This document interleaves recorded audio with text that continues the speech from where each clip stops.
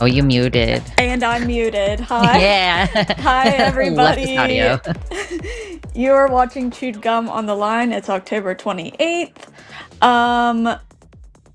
Yeah, guys, this is my first time trying to, take the lead, so let me know how I'm doing after the fact. But we have lines open for people to call in to talk about, the random stuff we talk about, purity culture, religion, all of that great and wonderful stuff. I'm here with Lux today. How are you doing? You know, I know, the I already asked show you that, must go on. No, you're fine. Like we gotta do it for the people now. Sometimes I Yeah, give two completely different answers. Like I'll bring up something on the show that I did not even like. Oh, sometimes right. I'll be like, oh, I made kombucha today or whatever. But no, uh, it was a difficult to get the show running today. We are mostly on Yeah. time, which is saying is a lot because I feel like there's been a few times lately where we start like 10 minutes late or more sometimes, and I'm Mm-hmm. like, oh. I hate this so Yeah. much. But that's what it is when you do it live. Then you just got to be able to Yep. adapt and roll with it. And so I'm Yeah, here exactly. instead of producing, and apparently my camera is going to look like this all day. I don't know what the deal is with that. So sorry. It's okay. You're here. That's all that matters. Um, I'm trying to think if I have anything to report from my week, but not really. I've been super lazy and just crocheting. I went to a pumpkin patch. That was super fun. We And I carved our ate pumpkins way an too early. They melted Oh, very really? Oh, quick. they Yep. they're rotted. They're Dang, I'm that's like so gotta sad. take them to the dumpster. Dang, that's so sad. I did so many crafts this year, but not any pumpkin carving. I feel like I get frustrated carving pumpkins for some reason. I like painting them though. That's like more my speed. That makes a lot of sense. Yeah, I could see myself doing that in the future. Yeah. Okay. So, should we just start? Should we just start taking calls? We are I don't know waiting what on our else call to say. screener to show up. So I guess like I'm Oh, looking okay, I forward see. to Thanksgiving. Actually, me and my partner convinced our friend who lived in Kansas, where we just moved from, to move up here. And so he's going to be here like the first week of November. And so Oh, I get to wow. do Friendsgiving this year. I like holidays, not necessarily for like nostalgia or childhood reasons or anything, but I just, um, I like doing stuff for myself and for the people I live with and who I love. So I want to do Yeah. Friendsgiving. And he was like, oh, I could maybe smoke a turkey or something. So I'm like, okay, we're going to get a potluck situation going. And Yes. yeah, have a friend to like hang out with us regularly, which is cool. I feel like Friendsgiving is so much better than regular Thanksgiving for some reason. I think it's like way less pressure. I feel like you're, surrounded by people that you're choosing to be around. You Not actually that want to see family these can't be people. Yeah. good. Yeah, exactly. It's a lot less pressure. And especially like I love potluck type things because then you're not slaving away of like making dinner for hours on end. I hate Yeah, that which a usually lot. that's I don't go crazy. Honestly, usually I put most of my attention on the bird or whatever the main thing is, and then I'll straight up do instant mashed potatoes, box Mm-hmm. stuffing. Maybe I'll Yeah. do like green beans with bacon in them. So like the cooking of the bacon is an extra step, but otherwise it's just a can of green beans. So keep it simple, keep Right. it nice and like Right. variety, but you don't have to go hard on every single thing. That's ridiculous. Yeah, I agree. I've watched people make some pretty insane Thanksgiving dinners, and I feel like they wake up early in the morning and literally cook all day, and I'm like, honestly, could Yeah, not be me. I just not for feel like me. I love good food, but it's just too much work. I don't know. I feel like the payoff isn't worth it. I don't know. Maybe my So mind will potluck it. change if I You get can do older. one dish really, really, really well, and then Yeah, bring that's that, and another then everybody thing. else has one dish that they did really well. Yeah, exactly. People can bring their specialty Mhm. dish. And I think that's pretty cool. Works out good. Yeah. But I'm sad that Halloween's season is coming to an end. That I makes me so know. sad. I carry I hate forward. it. I usually have like at least a few months, or sorry, at least a few weeks after a given holiday, I'll keep up the decorations and then I'll like slowly transition into the next one. So I'll start Yeah. I've got a couple sunflowers. I need to take the sunflowers down probably soon after this week, and then I'll put up maybe like, oh, I guess I've got kind of already did all of my spooky stuff do I have any Thanksgiving stuff that is not part of my fall decor? I don't think so. So I'm just gonna stay fall decor until Christmas time, like midway Yeah, through, yeah. midway through December. I feel like my only fall stuff is my Halloween stuff. So my Halloween stuff will probably be up for another month. Um, but I just want Halloween to last months. I don't know. Maybe I'd get tired of it, but I don't think I would. So Christmas is like also fun to decorate, but it's like I don't know. It's all right, I guess. I wish I knew what It's was wrong all with my right. internet that's making my camera look so terrible. That's not just me, right? Like there's pixels and I need more of Yeah. them. Yeah. Cool. Okay. Yeah. Range. I like your green lighting that you got going on. Thank you. Yeah, it's Yeah. spooky ooky, and I like my green motif on my merch, so I just sticking love with it. I love that. That's another little I seasonal thing. Sometimes I'll be like, it's Christmas, so I'll do a red one and a green one because I've got one on each side. I wish I had a good spot to have like cool stuff in my background, but I live in a small ass place and I hate these blinds as well, working on getting those taken away. But maybe one day I'll have a cool background. We'll see. Someone said, did Just get some Alyssa curtain quit? No, rods. guys. Yeah, that's what I need. Guys, Alyssa didn't quit. She got, what was it? Microneedling? She Yeah, she got something done to her face and she just looks like she has a gnarly sunburn right now, and then later when she heals, she's gonna be absolutely fucking glowing. So, Yeah. but she did not know that it was gonna look like a sunburn when she had the thing done. So that's why she's not here. It does look a little painful, but I'm sure it'll be worth it. I guess we cannot update the thumbnail, but I will go ahead and update the title, or I guess if you would do that, Luthien, update the title to take Alyssa's name out and put my name in there. Yeah. Looks like a low bit rate. Well, I don't have any control over any of that. I don't think. I'll look around for a second, but I think the reason why our call screener is a little bit late is because there was a time zone difference, and like daylight savings happens at different times Oh. in different countries and stuff. So Oh, okay. Wait, did yeah, daylight savings just happen? it will happen for us in November, but it happened for our call screener in their country Oh, okay. just now, like this week or whatever. I So I never pay attention to when daylight savings is, so like sometimes it'll happen, I have no idea. your I mean, phone I'll just changes notice eventually. and you're like, I Yeah. have no idea. Yeah, then you look at your Yeah. microwave or something and you're like, hold on a second. That reminds me of daylight savings. I worked this job where my boss was very strict about, people making the excuse of not knowing daylight savings was, or like that night or morning, whatever you want to call it. Mhm. And I was like a manager at this place, and she was like, make sure everyone's on time and they don't use that excuse. And I was like, okay. I shit you not, that morning I was like looking at my phone and it said a certain hour, like the hour where I was like on track to be on workout time. It changed like in the morning. My phone, like the time changed in the morning. And I thought I felt like I was going crazy, and yeah, I was late and it was the worst. I Yeah. I feel like that was some kind of sick joke that the universe played on me, but that's okay. It happens. Yeah. It does. Yeah, yeah, yeah. The world is a strange place. I don't have a lot more Um, vamping to do today. I'm so I sleepy, you guys. I know. have not been sleeping well either. I've like either been staying up like later than I mean to. Are we they screened? Oh, they're screened. Okay, cool. We can do Oh, it. okay, cool. Let's take Yeah. someone. Um, do you care who we take? Um I just six in one, half in the other. I mean, I guess wait, I don't really understand what the second one is supposed to be about, so we can start with the first one. Okay, Ron. What? Okay. Ron Wise Gamgee. Yeah, that's a great name. Hello. Can you hear me? How's it going? Hello. Hi, Luxander. Hi, Taylor. Hello. What do you want to talk about today?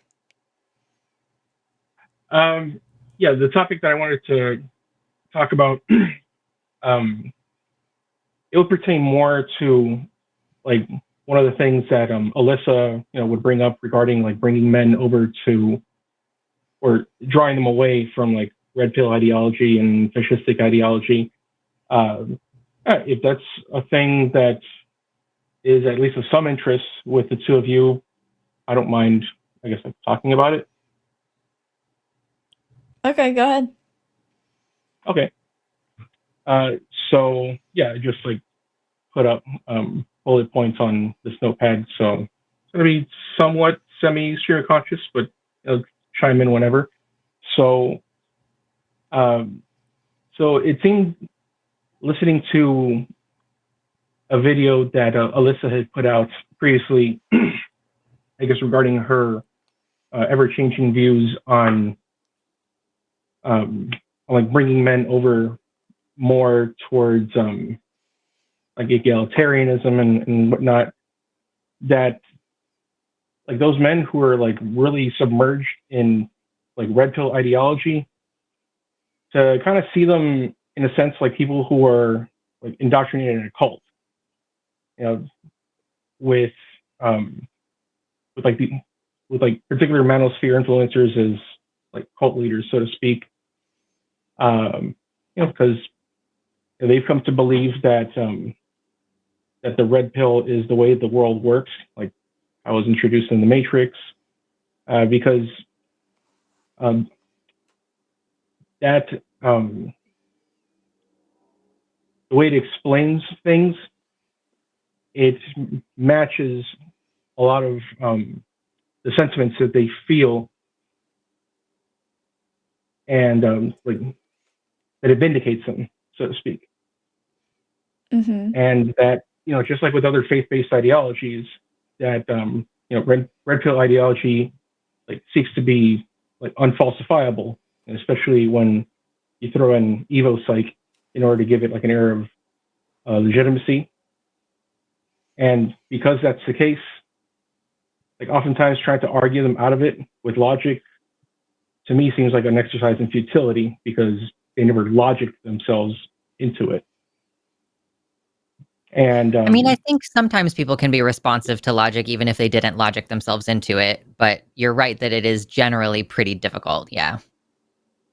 Yeah, that's I think that's the harder road, because yeah, as I explained before, and also due to like the misogynistic nature of, you know, that kind of ideology, to me at least, it seems that like when a woman objects to like red pill ideology, like they'll just instantly put up their defenses, because, you know, they're like the target of hate or that sort of thing. For that, let me see. In your experience, or from like what you've I guess been exposed to, do you find, how much do you find that to be the case?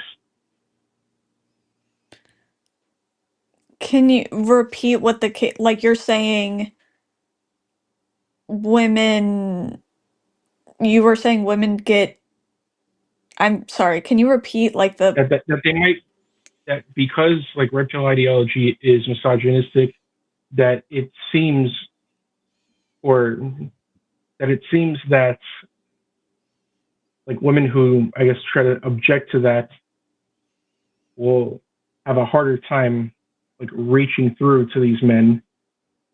Like on the one hand, that could be the case, but on the other hand, you know, it can kind of also reach into like a deeper level of, you know, seeking women's approval, because like that's really like under the firmament for all this. So for that, I'd be like kind of iffy, so to speak.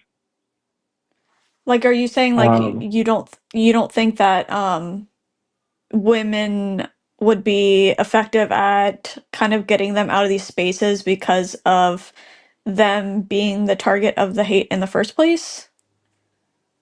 Is that what you mean? Not definitively, but if that's the case, or whenever that's the case, you know, that could be like an explanation for it. Like there's different Right. Yeah. yeah, it can go either way depending on like how deep you analyze, um, I guess, the psychology of like an individual like red pill person. You're right. Yeah, I don't know. I don't really know. Like I do feel like it probably doesn't help that that whole entire ideology discredits like anything women really have to say or like how they even view them as human beings. So a lot of them might not take anything that a woman has to say seriously or just kind of like roll their eyes at it.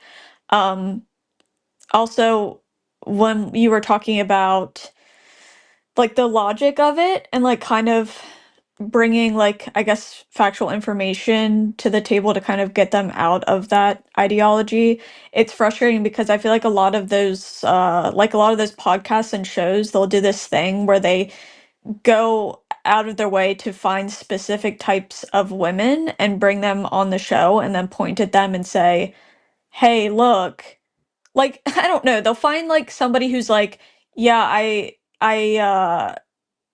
feel like they're normally like in Miami and they'll find people who say, you know, they're like really only interested if a man is like willing to pay for everything, which should be fine by their book because they're saying that men should be providers. But my point is, they'll bring very specific people on their show and then say, like, see, we were right about this, X, Y, and Z. And they do that all the time, constantly. Say, like, every single person's like this. And, um, it's frustrating because they then see that as some kind of logic or proof behind every single thing they're saying, which is really frustrating. And I think that's sometimes their logic behind it. So I think there are times where like bringing factual information to the table might work because they're already trying, like they already think they're seeing proof from the other side, but I don't know. As far as a woman, like being able to get through to them, it seems to, I don't know, I feel like maybe it would be more effective if they heard it from other men that they respected, but I have no idea. I mean, that's what I would say. Like, I can't Yeah. definitively declare one way or the other, but it seems that we see this play out in a lot of different dynamics where there's like oppression and marginalization. That like, okay, I'm trans, and you should think that I'm an expert about being trans, but like, people don't want to listen to me, and even like, Right. you know, entire groups of trans people have been left out of conversations about how to make laws and stuff, how to address our Right. healthcare, even though we are the group who has the needs and like we know best what we need and how to achieve those things. But like, you know, the UK Supreme Court decision and everything, like they specifically did not have any trans people on. You know, pro-trans views are considered biased in places like the UK, but an anti-trans, you know, like history is not associated with alleged bias. So it's like, it's all over the Yeah. place. It's like all across the board. The group that is dominant is only going to listen to others of that dominant group. And even then, it's a hard sell. Yeah, I can understand the frustration there. You know, as imperfect as it may be, with regards to trans advocacy, you know, that's where allies come in very handy. You know, especially allies that that what you call it, that like anti-trans people would like see them as a role model. Does that make sense? Yeah, I mean, just anytime there's somebody who is like in a, I mean, it's really like a person that you respect, right? Because like men do have these dynamics, and other dominant groups have these dynamics within the group where there are members of the group who are of like a higher socio status just within the group. And so, yeah, you'll have like, you know, maybe men are more likely to listen to their fathers or their uncles than they are to listen to their friend, or if they have an older coworker that they respect. Um, Mm-hmm. and so, yeah, it's like, you know, and I think that this is just kind of a thought that came up while you were speaking, that, you know, we use the term allies to usually specifically talk about like LGBTQ issues, but women are a marginalized group who need allies. Like, we're still there's like global femicide, honor killings, you know, sexual assault and stuff. Like it's all the time. And so we still need men to be out there, you know, in the forefront. Like this was the entire thing that Emma Watson, Hermione Granger was saying at the UN. Like we need more men getting into conversations with other men about women's well-being. Right. So at a certain point, it's like, Yep. what can women do to reach out to men? Like you're asking the victim group to plead with their abuser group to stop. Or like if you just explain it to them in a certain way, maybe they'll stop. And like that's just, it's like well-intentioned, but still ultimately placing the onus on the victim to solve the problem. Right. It seems like it only Right. goes so far. Yeah, I'm not asking like the victim to solve the problem. You know, if anything, like one of the things I wanted to do was to present the challenges of the victim group trying to solve the problem. One thing I would think would be really great is if there is a sort of, have you heard of this person called Rick Ross, not the singer, but like he's known for like decultifying people. I have not heard of him. No. Okay, so yeah, like oftentimes, like he's called by family members or close or loved ones of people who are like deep in a cult to try to like decultify, like this individual. And if I recall correctly, the process starts with that he's there with the person that the loved ones seek to help, and he presents like other cults to them, and I guess he talks to them about like kind of the odd things that they do, and he doesn't present it like, hey, look at these odd things, but we're like, oh, look at the things that this group does or that group does, and tries to, I guess, elicit a response from this person who is a cultist, but not of those cults, to, I guess, kind of get that outside perspective. And then, it's not just done to like a one cult, so to speak, but it's done to several of them to kind of get them in that train of thought, like kind of putting them in the yes train, so to speak. And then once they feel comfortable enough and that they've developed enough rapport with like Rick Ross, that's when he'll start bringing in elements where the cult that they are in share commonalities with these other cults that they have more objectively, I guess, like criticized. And that's like when like the cracks start to show, so to speak. Like if we can get people who can do that in order to combat like misogyny or transphobia, I think society would be a better place. Yeah, I understand what you're saying. I guess I would struggle to think about what the what similar type structure you would be able to use when like comparing it to like red pilled ideology. Because I knew you were talking about cults, but I was like kind of thinking of, could I even compare it to something similar? And I don't know if there is anything similar. To compare like the red pill to a similar cult, so to speak. Yeah.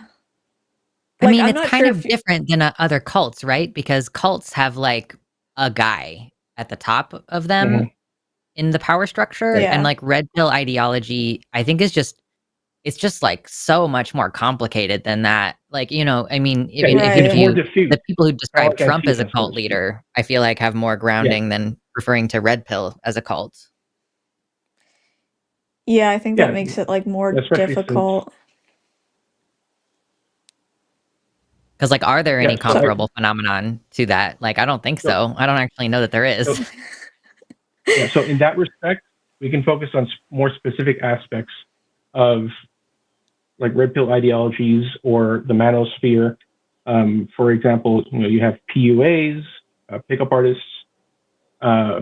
You have men's rights activists, or like those that use that label to, I guess, kind of obfuscate like their shitty behavior towards women. You have MGTOW. Let me see. You have traditionalists. I mean, yeah, like for those, I tend to view them all as like different flavors of basically the same thing. yeah. I don't know. I've said this once and I've said it again. I feel like it's kind of like a boring thing, but I really feel like something that would help the whole situation more is like people finding community, because they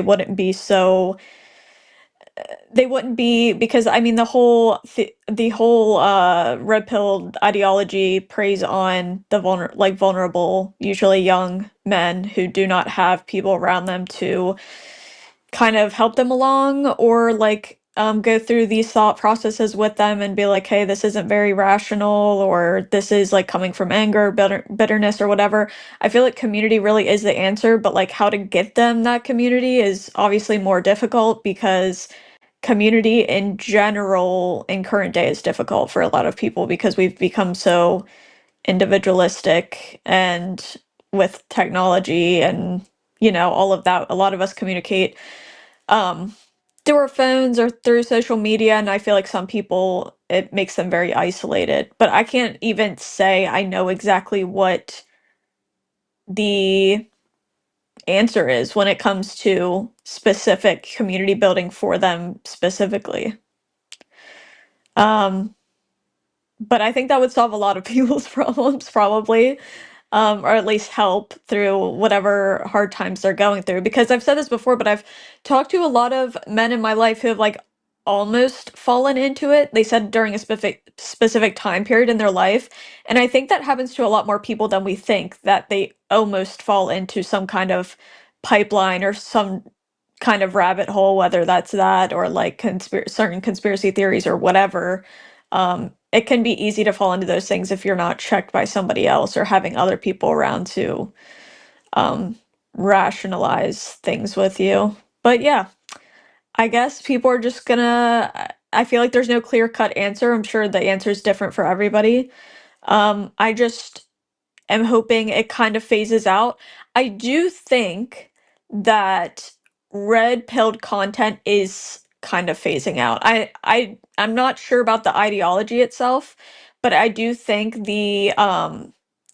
there was like a big boom for red-pilled content, and I've seen it kind of like slowly sizzling out. Obviously, it's still there, but I can only really hope that it becomes super cringe to be a part of that, and like not really socially acceptable at some point. But Yeah. yeah. Yeah. So But yeah, regarding that, go go ahead. ahead. Okay. No, you're good. Go Regarding ahead. that, I also hope that it's a thing that will fizzle out, or I guess like on the more negative side of things, it may just like be a receding wave that will just then come back, in probably in a big splash after like certain time has passed. I've noticed also, because I guess self-disclosure, for like some years, I used to, I guess, like be within those, not really like so much within those circles, so to speak, but um, like I considered myself like an MRA, so to speak, and ironically enough, like beforehand, like when atheism plus was like a big thing, Mhm. and like I agreed, with pretty much all the tenets that it advocated for, to be like more than just, oh, we are like non-God believers. And You just took off how old you are, though, dude. That was a long time ago. oh yeah, yeah. Um, I'm 44. Nice. And so It's fun to look back and be like, I've been in the atheist community for such a long time, you know? and so ironically, like I guess my intro to red pill stuff, via like men's rights activism was from this YouTube user called Karen Strawn. What was she called? It was something girl. Damn, I can't recall at the moment. Hopefully it'll come to me before my call ends. And so she started making what seems like a lot of like logical arguments that I guess painted feminism like in a bad light, mainly directed towards how like it actually wasn't helping men, and that it was like more towards like female supremacy. And then like from there, like I got into like a Voice for Men and being on their boards. And so I guess like I started to drink the Kool-Aid, so to speak. Even buying into things like the gynocracy and getting into MGTOW content, mainly with Stardust and Barbarossa. Like these are the people that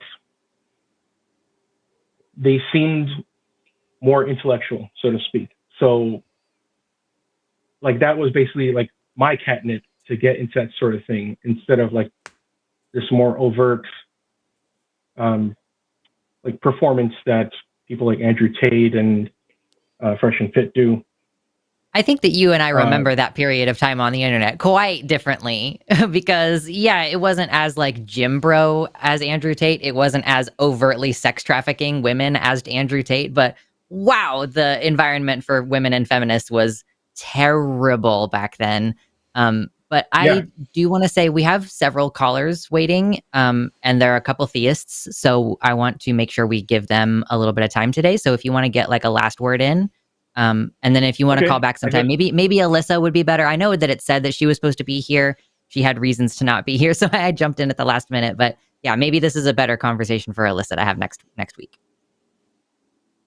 Yeah, I figured that was the case, but wanted to give the two of you a shot, to see where this would go, and I guess to like finish it all up.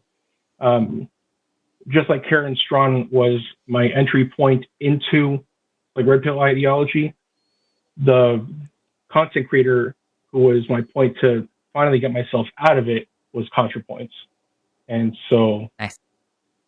I give her props for that. And also thank you very much for taking my call and putting up with my old man screaming at the sky spiel.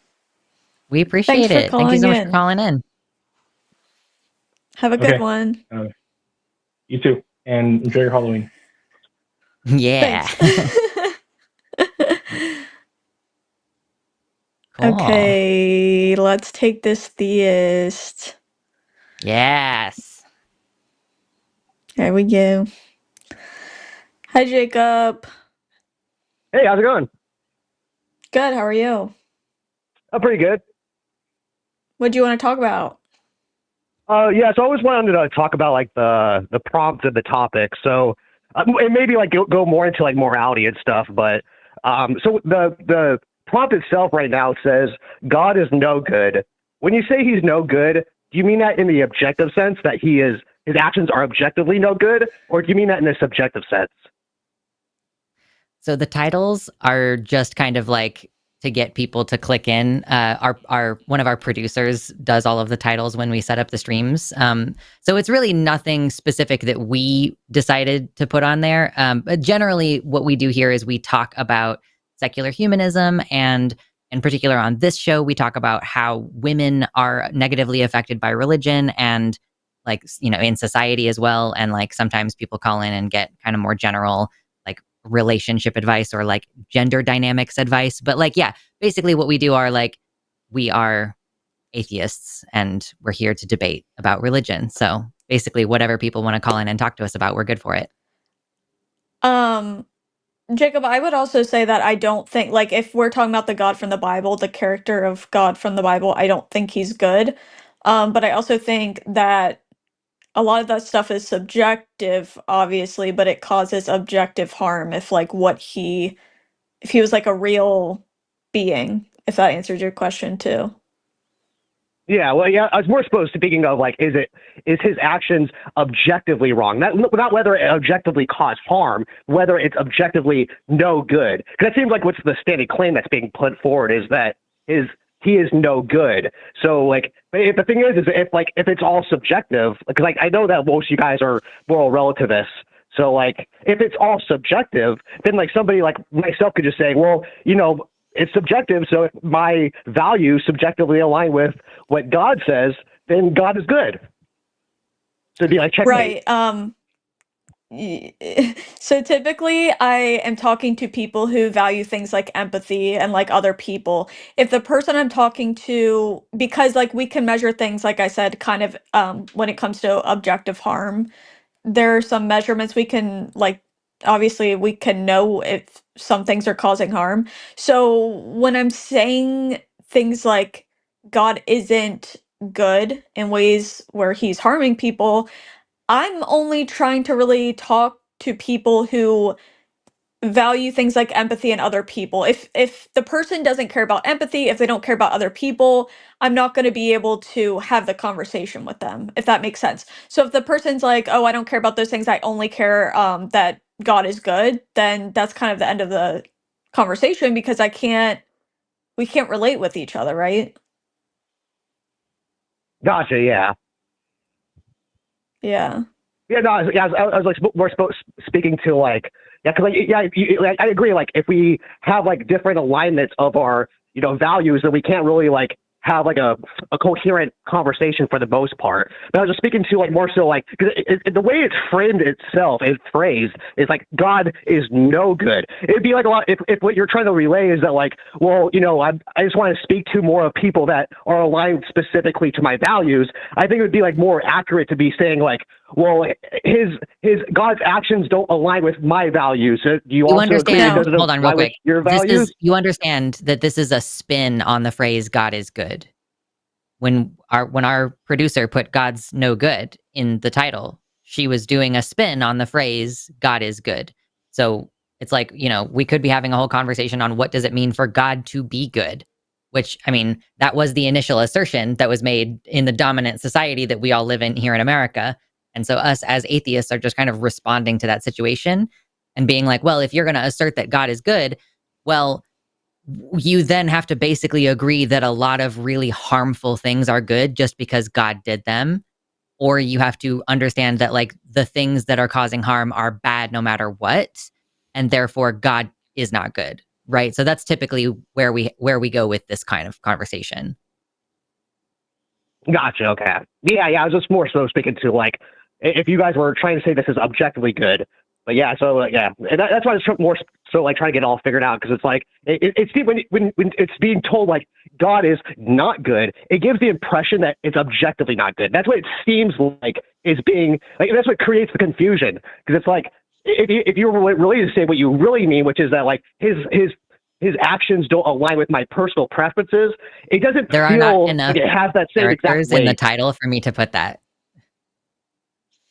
What's that?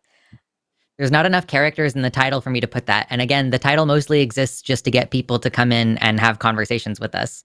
So like the exact framing of, I mean, when you say God is good, that also sounds objective. So I don't really see what would be the problem in me asserting an opposite, just like literally asserting the Right. opposite, especially when I literally have like a lot of things to point to that say God is not good. And like, so I feel like if we are trying to set up an objective kind of analysis, like, of course, all of this is subjective. Like, even if God decides what is good, then that is still subjective because it's from God's perspective. It's never objective. Like, actually, morality can't exist objectively.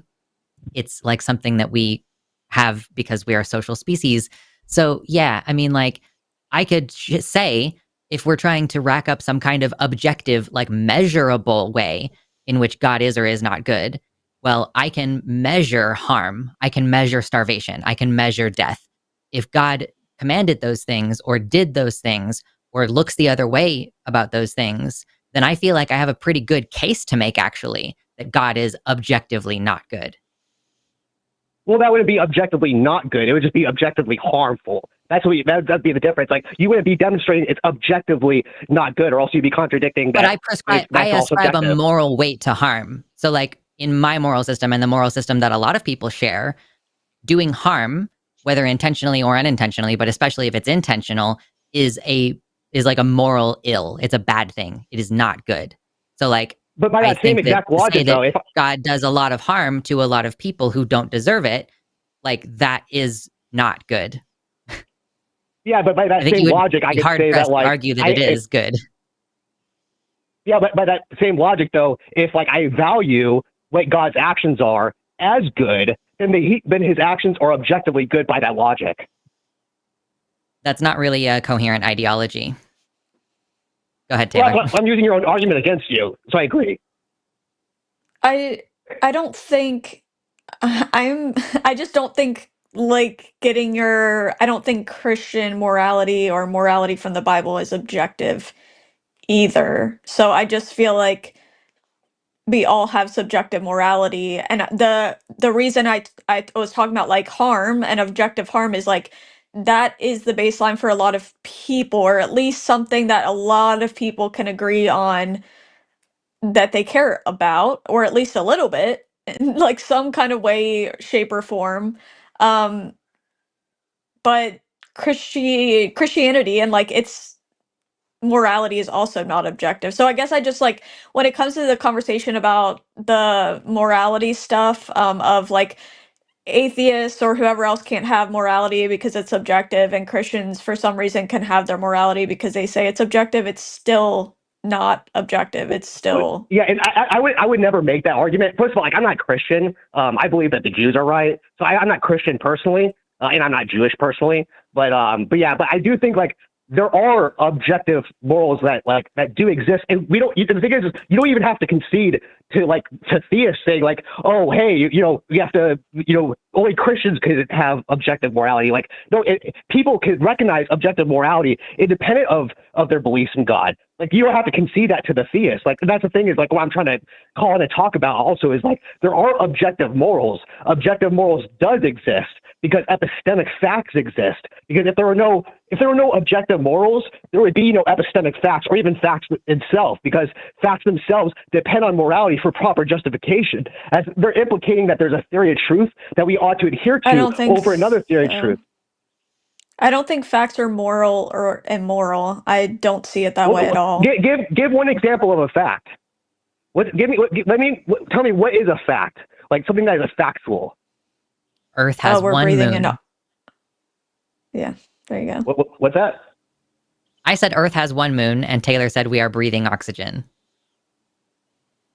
Okay, let's start with, like, the breathing oxygen. Okay, so in order for us to establish what is fact and what is truth, we need a theory of truth to even as a framework to even identify what truth is. But the thing is there are different theories of truth that are out there. There's the correspondence theory of truth, that something is true if and only if it corresponds to some fact that exists in the world. There's, like, a pragmatic theory of truth, that truth is whatever corresponds to some pragmatic end. But there's also, like, a subjectivism theory of truth, that truth is whatever makes me happy.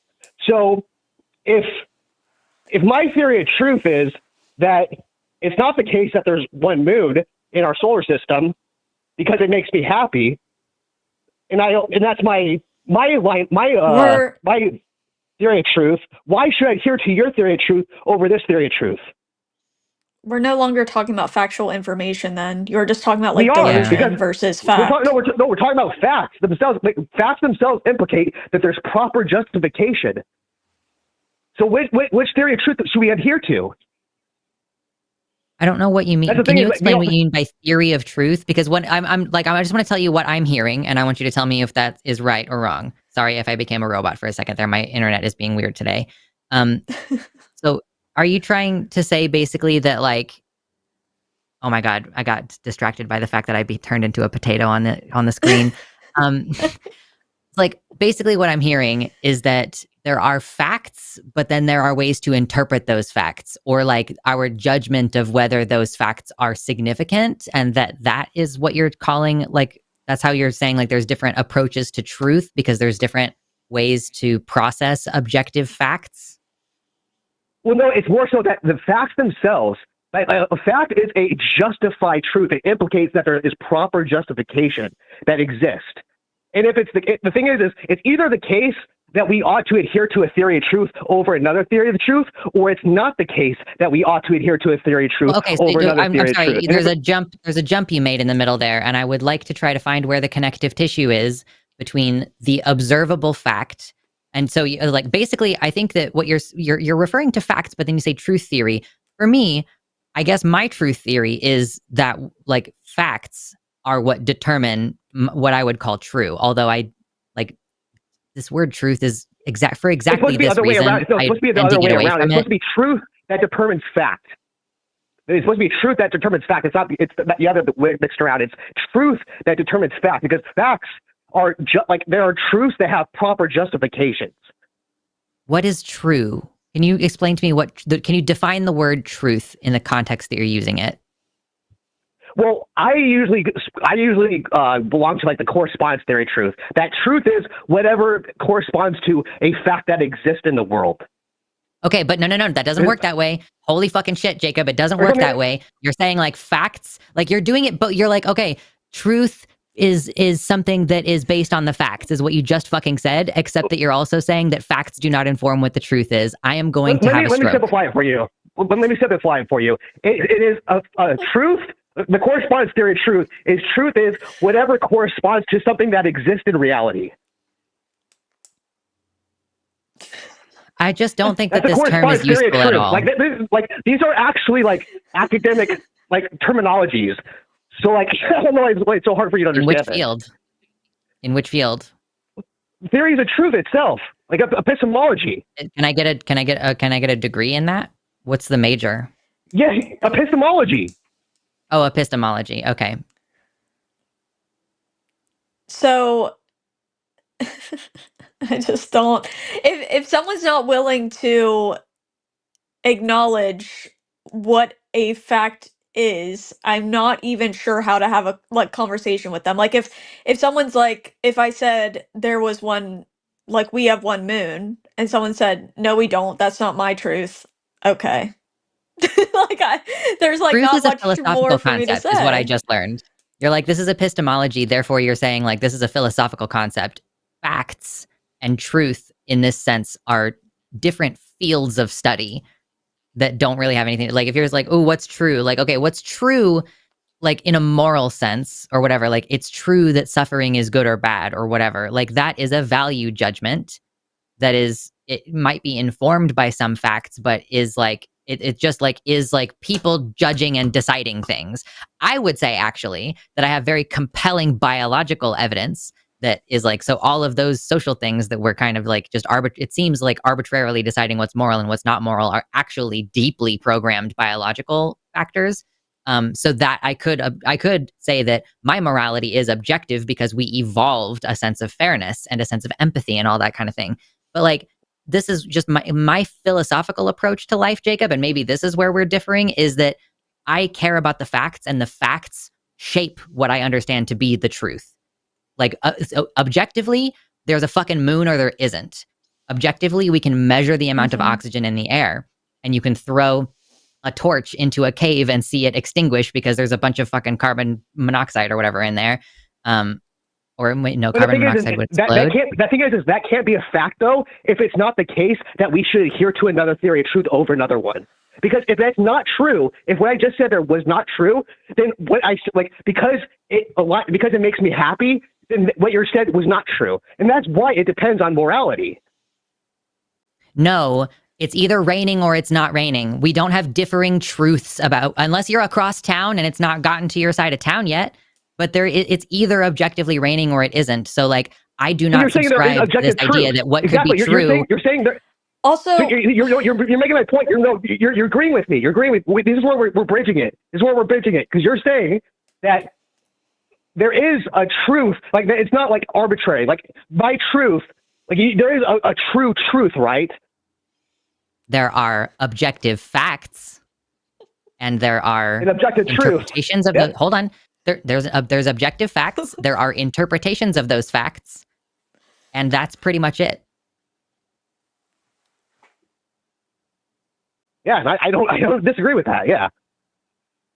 Okay, so I don't know what is a truth theory, unless it's like either it fucking happened or it didn't. Either I can see it or it's not there. Like, well, theories of truth, like there's theories of truth. There's different types of theories of truth that are out there. But yeah, like theories of truth are like frameworks that of like what truth is, and for us to identify what truth is. And they also like they're more than just definitions. They also like justify what truth is and like defend what truth is. But yeah, like the thing is like there are different theories of truth that are out there, and in order for anything to be a fact, it literally implicates that there's a theory of truth that we should adhere to over another theory of truth, because the alternative would mean that if it's not the case, then me saying that it's the case that there's a moon because it makes me happy would be objective. Wait, so if I'm taking a walk and there's a rock in front of me, the rock is either in front of me or it's not. Why do I care if there's actually a rock in front of me or not? How is that me using some sort of morality to get to the truth? That doesn't make any sense to me. I'm confused by your question. I don't understand. Like what's the point of this? What? I don't know either. Yeah, I don't know what you said like relates to what I said. Like I'm lost. confused. Like what? I have no idea how a fact, like a simple fact, is somehow involved with, like, if we're just talking about a simple fact, how that involves morality. I don't think it does. Like, things surrounding it, and like it depends. Let me answer you. Because it depends on. There ought to be a theory of truth that we should adhere to over another theory of truth. That is a ought claim. That is a moral claim. That we ought to adhere to a theory of truth over another theory of truth. That's where the morality is coming from. And what theory of truth am I going by if I just see a rock in front of me and I'm like, there's a rock? Well, most people, I think, like naturally, I think most people just kind of align with the correspondence theory of truth. But the thing is, I don't know you. I'm not your head. I don't know what your theory of truth is. I would assume, though, it'd be something like mine, where truth is whatever corresponds to what exists in reality. That's what your truth would be for you. At least I assume. I don't know you personally, but either things objectively exist or they objectively don't exist. And then we can put moral frameworks on things by assigning moral value to things. Like, I don't like, okay, something you said earlier is basically like, if I decide to say that there's no moon, then that changes whether objectively there is a moon or not. Like, that changes the facts of the situation because my truth is that there's no moon. That's fucking insane. That's what your logic, though. That's the thing. That's the logic in which you guys are justified by saying that there are. I'm saying we look and we measure. We look and we measure, and things either are there or they are not. Jacob, I don't really understand what is so difficult to grasp about that. Like, things are objectively true because we have instruments to measure reality, and we have senses that we can use to look at things. So, like, a flat earther might think that the earth is flat because they personally see a flat horizon, but they are objectively wrong because the moment you zoom out slightly and get farther away from the planet, you can see a clear curvature. And like, we have pictures of our planet from space. So there is an objective reality. There is no like subjective truth. Either shit exists or it doesn't. Now, we can have subjective interpretations of what is right and wrong, but like, things either exist or they don't. Now, if you are trying to have a conversation about morality and us assigning moral value to children starving, for example, like, just that's like a go-to for me if we're talking about whether God is good or not. Like, that's different. Like, if you want to just say, I pulled in facts to a conversation that I was trying to have about like morality, and I'm saying whether we either have one moon or several or no moons, right? And there's an objective reality there. If you want to get back to like more subjective interpretations and value judgments, I think that's a totally different conversation. Okay, so I'm just going to go off. Okay, so I'm just going to go off on the logic. Okay, so just kind of like I'm going to try to simplify it so that it's digestible for you guys, because it's a lot. Like, I'm throwing at you guys is like very loaded and it's very complex.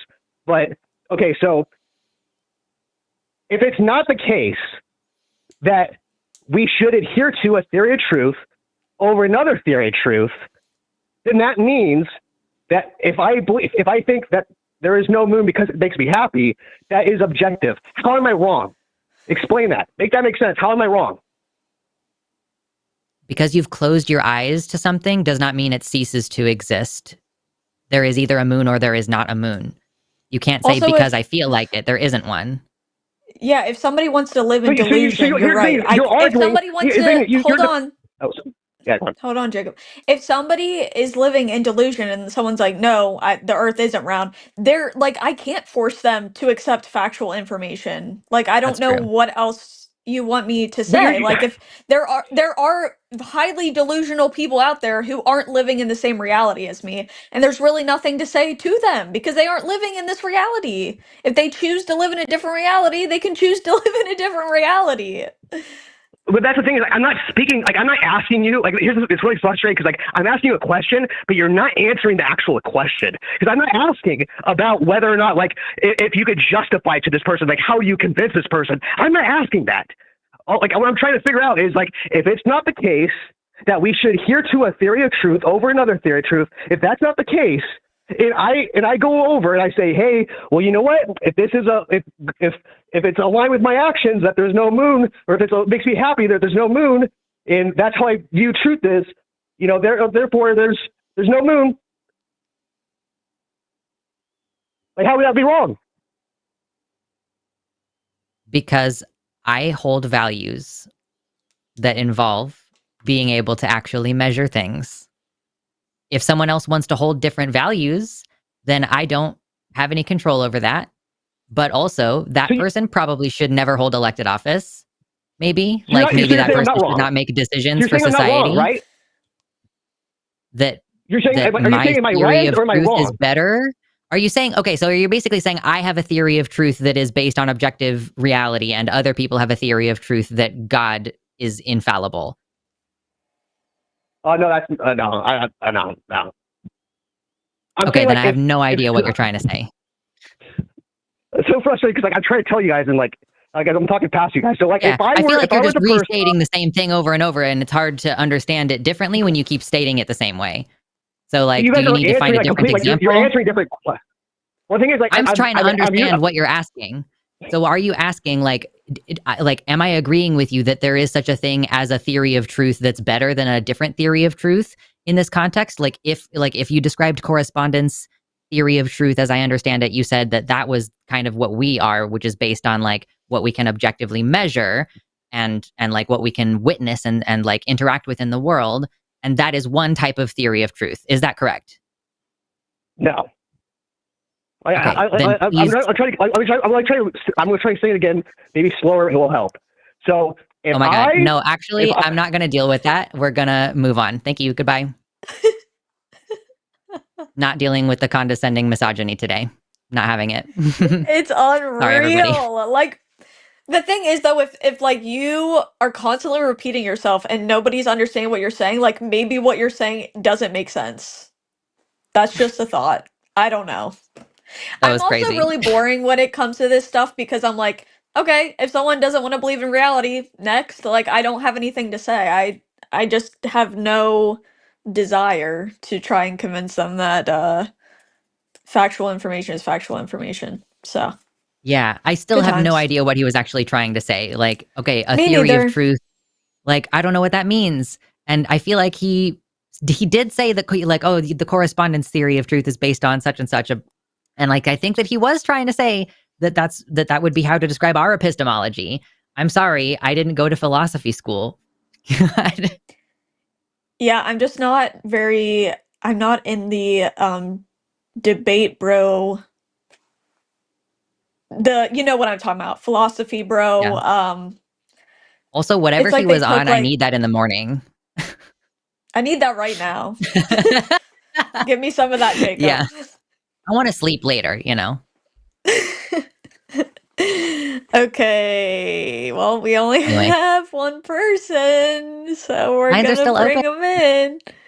Yeah, guys, call. 720-649-2288. Call us. We still have lines. Because we only have one person calling right now, so we're gonna answer it. Don't hate me, guys. Oh, are we doing it? Hello? Yeah. Yeah. Hi, Andrew. Was that XQC on the line? The last caller? I have no idea. No. It sounded just like him. I Yeah. don't think so. Yeah. I wanted to ask. Taylor, you said your morals are based on, like, what are your morals based on? Like, are you like a harm reductionist, or you're a consequentialist, Unitarian? What are you? I don't exactly know what to label myself, but I feel like a lot of it has to do with, harm reduction. I can't say I have like a exact moral framework I follow, but yeah, I feel like it typically aligns with like harm reduction. So if something is harmful, that means it isn't necessarily immoral. I don't think things are inherently like good or bad, but I think we give them meaning if we care about things like empathy and like harm reduction. I think like our Like if evolution somebody, is the reason we have our morality. so you think it's intuitive. I think we have evolved as a species to have morality because it benefits us and our societies and our groups. So then, like, would that make morality objective? No. So when you say evolve, when did we start evolving into having the morality that we have? What time period did it Way start? back when, you would be able, well, even today, you survive better in communities and groups. To be able to live in communities and groups, you have to have some kind of moral code amongst each other, because like if you join a community, let's say, way back when you joined a tribe and it's really hard surviving on your own, and to be able to stay in this tribe, you can't kill other people in the tribe or else they're going to kick you out, or you can't steal or else they're going to kick you out. Our morality, we had to start creating morality to have better survival for everybody. And it So, benefits the individual, because like if you have a morality system of like, hey, don't do X, Y, and Z that will hurt me, and you don't do that to me, that's also going to better your life, give you a better quality of life and things like that. And I think that's how our morality has started through evolution. so you would be like pro legalist. So you would be against the legalization of drugs, right? Like if they were to make drugs legal, because a lot of progressives want drugs to be legal. First of all, what drugs are you talking about? Second of all, it depends on, I would have to look. I'll be honest, I don't know a lot about this topic. I definitely don't think weed should be illegal. But second of all, I have heard, and I would have to research this more. I admit that when things are legalized, there's less deaths and kind of a actual better outcome, because people are more likely to be in like clean environments or get help or whatever else. But I don't know. I would have to look at the factual information. If the factual information tells me it reduces harm, then yeah, I would be all for it. So if the factual information says if it'll reduce harm for some people, you would be pro people shooting heroin and doing meth, correct? If the pros outweighed the cons, yes. I think that, maybe Okay. it would help But you're you're for not drug understand that use. describing it accurately. we have a moral system What that about? prioritizes autonomy. So like, Yeah. yes, I am against harming others. I think if you personally are willing to accept some risks and what you're doing is not harmful to other people, then I think that your autonomy over your body should be a priority. With decriminalization or legalization, you can make sure that the drugs people are getting are safe and not cut with something else. And you're not in scary situations with people who are maybe willing to do other kinds of crime besides drug crimes. And a lot of things about legalization reduce overall harm. Now, I will also say that in a system where you have like a good, solid legalization or decriminalization for drugs, there's usually also like a lot of other forms of societal support that are trying to get people out of the situations that they end up doing those kinds of drugs in the first place. Because people tend to do those kind of drugs when they're like impoverished. Like meth, for example, helps you work 80 hours a week when you have 4 kids and your husband left you. There's like reasons why people engage in those behaviors, and legalization is one form of addressing potential harms of those choices that people should be allowed to make. So you want people to be able to do these drugs like meth and heroin so long as they get the help. I think But people the way should be you're able to asking make the choices. question, It's so weird. the way you're asking the question doesn't even really make a lot of sense. But the thing is that if there's more pros than cons, then yeah, why and if you knew there was more pros than cons, why wouldn't you want to do the thing that has better outcomes? If you knew that making alcohol Well, illegal would make society better, do you think you would advocate that alcohol should be illegal? if it would make society better if alcohol was illegal, That's correct. yeah, of course. I think alcohol should be banned, in my opinion. Okay. Interesting opinion. Yeah. So what about like if is that the same with anything? Like if child pornography was found to reduce harm to kids, would you be for it? That's an insane thing to say, Andrew. That's a truly insane thing to say. I don't think I'm going to justify that with an answer besides saying, like, I think you know that was an insane thing to say, and I'd like you to retract your statement.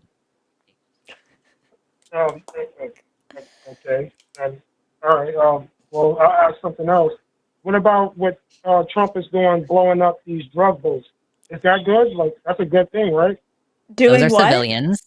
He's blowing up the Like boats in blowing the up Gulf these. of Mexico. They are Oh, civilians. yeah. They are civilians. We have due Yeah, process in and this country. You are innocent until proven guilty. You should not be able to be killed because you are suspected of committing a crime. yeah, and But you at don't see that, the it's supposedly a drug crime. Since when do we blow up people for Yeah, being when does a involved in drug crime get drugs? you the death penalty? Like, are you going to get Even hooked if up to they the were electric chair? guilty. well, a lot of these boats are like cartel boats. We know and for these a are fact, world-class. Andrew, we know for a fact he at least killed one civilian. At least I know one is definitely confirmed. So don't you think that's an issue? Well, I mean, if that one, yeah, of course it's bad. It's always bad with civilians, of course. Okay. Do you think there's So any I don't number of think civilians dying that makes the killing of the drug dealers justified? Like, do you think that any number of drug dealers dying is worth one civilian dying? Well, Like, if it we get depends 10 on the drug value of dealers the. and one civilian, are you like, yeah, that was a job well done? Well, it depends on the value of the target. I mean, if you have a drug So lord yes, who's the the leader answer of to your everything, question is yes. A certain number of yeah, it civilian depends on the value of casualties are the. acceptable to you. Yeah, it depends on the value of the target. Yeah. Okay. Andrew, I continue to think that you're a terrible person or just a troll. I'm sorry. Because I don't know how you do not, like, your ideology is like, I think that people should not be allowed to do things that they want to do. Like, alcohol should be banned. You think that women shouldn't have the right to vote. Like, you think that black people should be able to be discriminated against freely. You think that it's okay to kill civilians so long as you get a juicy enough terrorist or whatever. You don't seem to care about due Well, process. You don't seem to care very much about the constitutionally protected rights of due process in this country. And I think you're a terrible person. And I'm starting to like no longer see the point of talking to you because it feels like every single conversation we have, you just say more insane shit that's totally disconnected from every other conversation we've ever had. I do not know what you're getting out of this. well, what is your position? Like, if you got like drug cartels and stuff coming into your country, what would you do then? I would probably decriminalize drugs and like not kill people for selling drugs. Like, if you can walk into what's the equivalent of an iPhone store to buy weed and maybe a little bit of heroin to sleep, I don't know. Like, you know that these things used to be just casually available in the drugstore, right? Like, I don't know, man.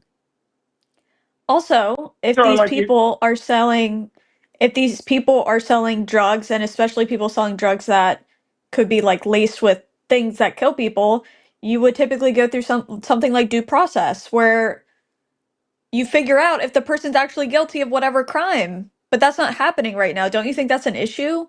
And that's why civilians can get I killed, mean, because you're not going through due process? well, it's hard to go through due process in the middle of an active war zone. I mean, if you got like people down there fighting these people who are funneling drugs into your country, it's a little hard to do due process when you're getting shot at. Are you that uninformed? You think that right off the coast of Florida, right off the coast of Louisiana, the Gulf of Mexico is a war zone? No, it's not a where war we zone. I'm saying like when you're actively attacking. We couldn't possibly pull someone over. We couldn't possibly hover a fucking helicopter over them and drop down a team of people to arrest them. You think that there's no fucking resources that we could put into not killing people on a boat for maybe committing a crime? Like literally, I disowned my aunt over this exact conversation when we were talking about, oh my God, there's been so many Black people who've been killed that I am spacing on the name, but it was in like Ferguson, Missouri, that like, okay, so you think that a kid who may have stolen a couple of cigars should have been shot at by police in the middle of the street in the middle of the day? Like this, that's not a society I want to live in, Andrew. You ask what my values are. I want to live in a society where people are innocent until proven beyond a shadow of a reasonable doubt that they are guilty. That's what our government is supposed to be like. It seems like you don't even like the law as it's written. That's very anti-American of you. I do like the law. No, I do like the law. Okay, so you like due process? So you think that these people should be not blown up in the middle of the ocean? Well, when they blew these people up, you could see the drugs spill all over the ocean. So you think that they do not have due process? Well, is that enough? It's hard to if a cop sees a joint in your hand, he can shoot you? Is that the kind of society that you want to live in? No. It sounds like that's the kind of society you're advocating for. No, that's not the kind of society I want to live in. Absolutely you are saying not. that it's okay to blow up people because they might have drugs on them. Well, they have all the intelligence. Like when people say, "Oh, these are just innocent fishermen," they deserve to go to court. They do not deserve to be executed in the street, Andrew. Executed. Andrew, you're saying that like people who are involved in any kind of drugs deserve to get blown up? If you're not saying that, no, then you should be against that. No, if somebody is well, when it comes to like, so you don't think cartels should be? Let me ask this: do you think cartels should be due process? If they just suspect someone of being part of a cartel and they just like kill them right away, I have a problem with that. Absolutely. Anybody could be yes. If you don't have proof somebody is involved in something like that and you just kill them, that's insane. You could be killing innocent people. You could be killing innocent people left and right, and that's why we have a confirmed civilian killing, Andrew, is because they just did it.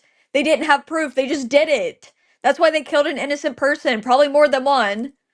And you're supposed to present evidence to a judge and a jury of your peers. That's what due process is. Like, yes, police can collect evidence. The FBI can collect evidence, but you have to go through a process of proving it in front of a judge and in front of the people in public where there's accountability. There's no accountability for dropping a bomb on a boat in the middle of the water.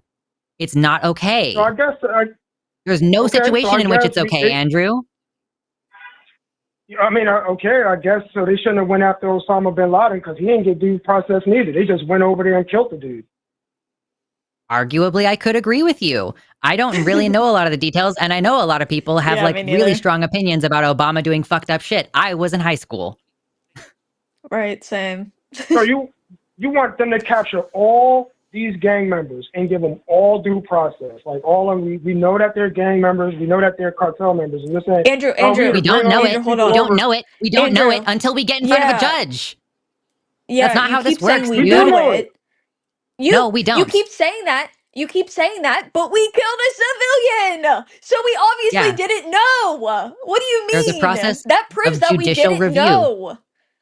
I want there to always be a process of judicial review. I don't know his name. He was a fisherman.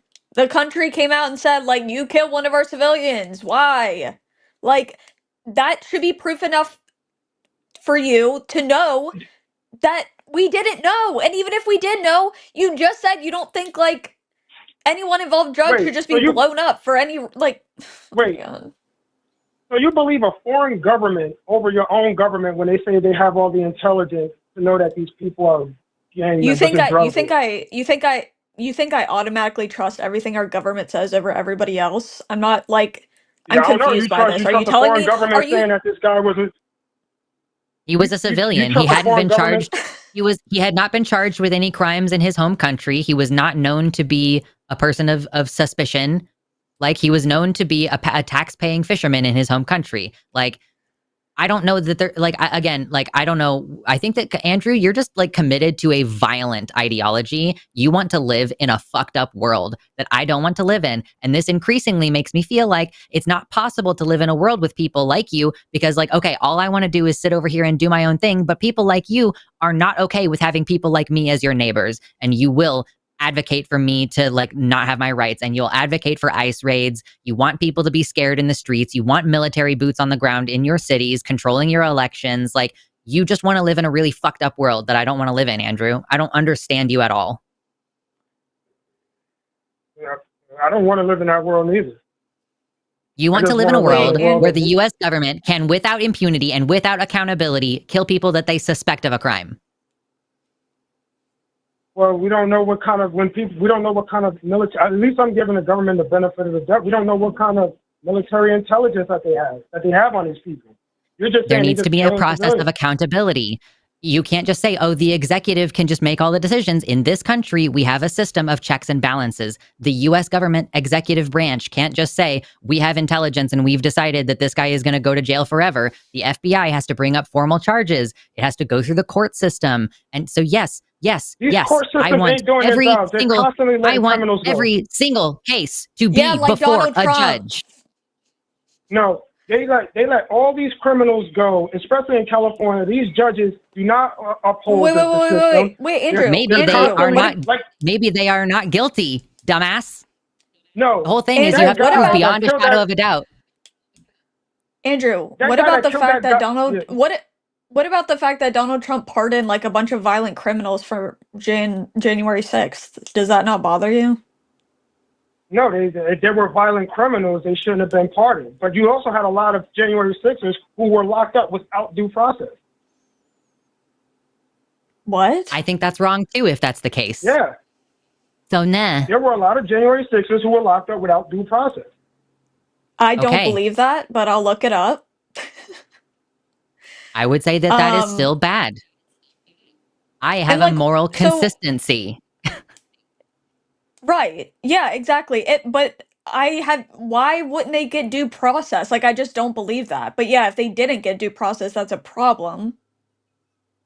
Okay, I what about the don't- dude that took out the girl on the train? He's been arrested 14 freaking different times, and he still got out. These judges did not want to hold him accountable. Yes, we have a fucked up justice system. I'm confused of where this conversation's even going. The justice system, quote unquote justice system, always try to make it hard for Trump and the executive branch to carry out laws and to do the right thing. I think the justice system a lot of the times has too much power. It's called checks and balances. And we have a strong judicial review because we don't want a king here. Like, the whole reason our government is set up the way that it is specifically to keep the presidential power in check. Like, very specifically designed for that exact one thing. So for you to say, like, oh, I think that the judiciary is too powerful, like, go live in a monarchy then. We do not want that in this country. Okay, well, Trump is doing the things to the by the law. Like, he's not No, really. he breaks the law all the time. Dude, Literally he's all the literally a time. criminal. Literally, what are you he's a talking convicted about? felon. He's a criminal. Why? Because he paid off some prostitute? Because he falsified There's business a lot of records. That's what different his felonies reasons. are for. But yeah, like, he's committed other Yeah, crimes that he hasn't been. You're He talking raped his about first you're wife, talking about like- his civil case, but yeah, he was found civilly liable or whatever for that. If you care about that at all.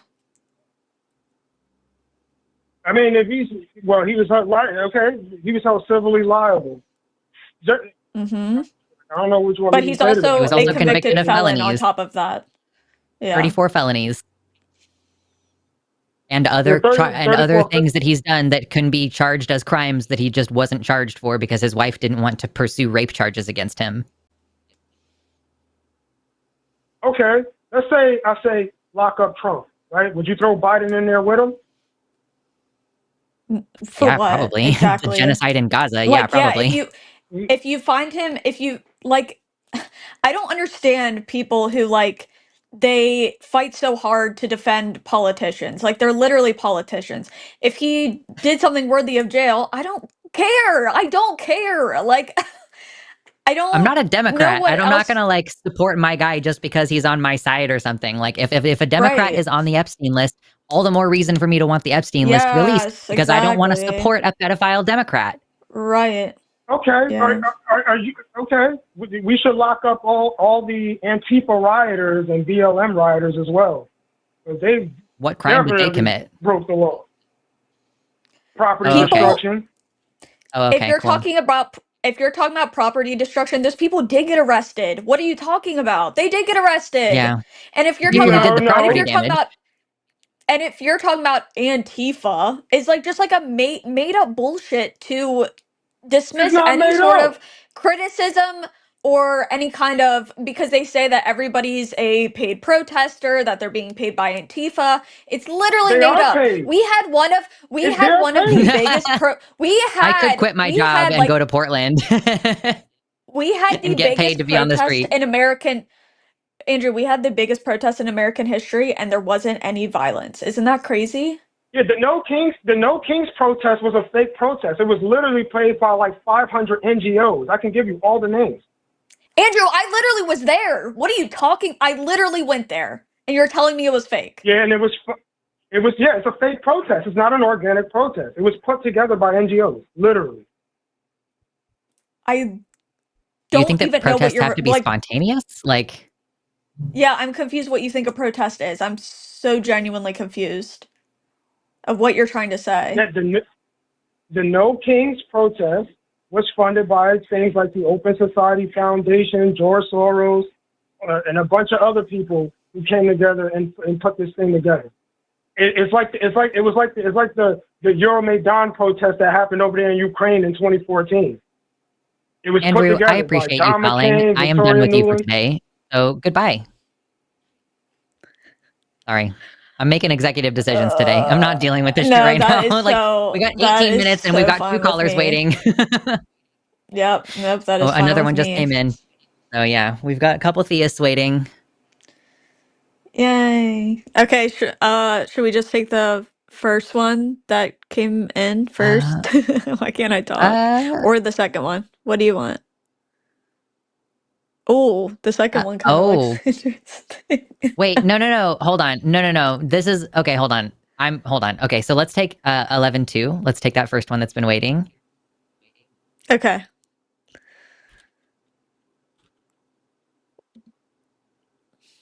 Hi. Hi. How are you doing? Can you hear me okay? Doing okay. How are y'all? Yep. Good. What do you want to talk about? Good. I saw that the main conversation topic was the goodness of God, but that last one went to crazy places. However, I feel like we'd probably agree on most of those issues that got brought up. Cool. Yeah. What do you want to talk about?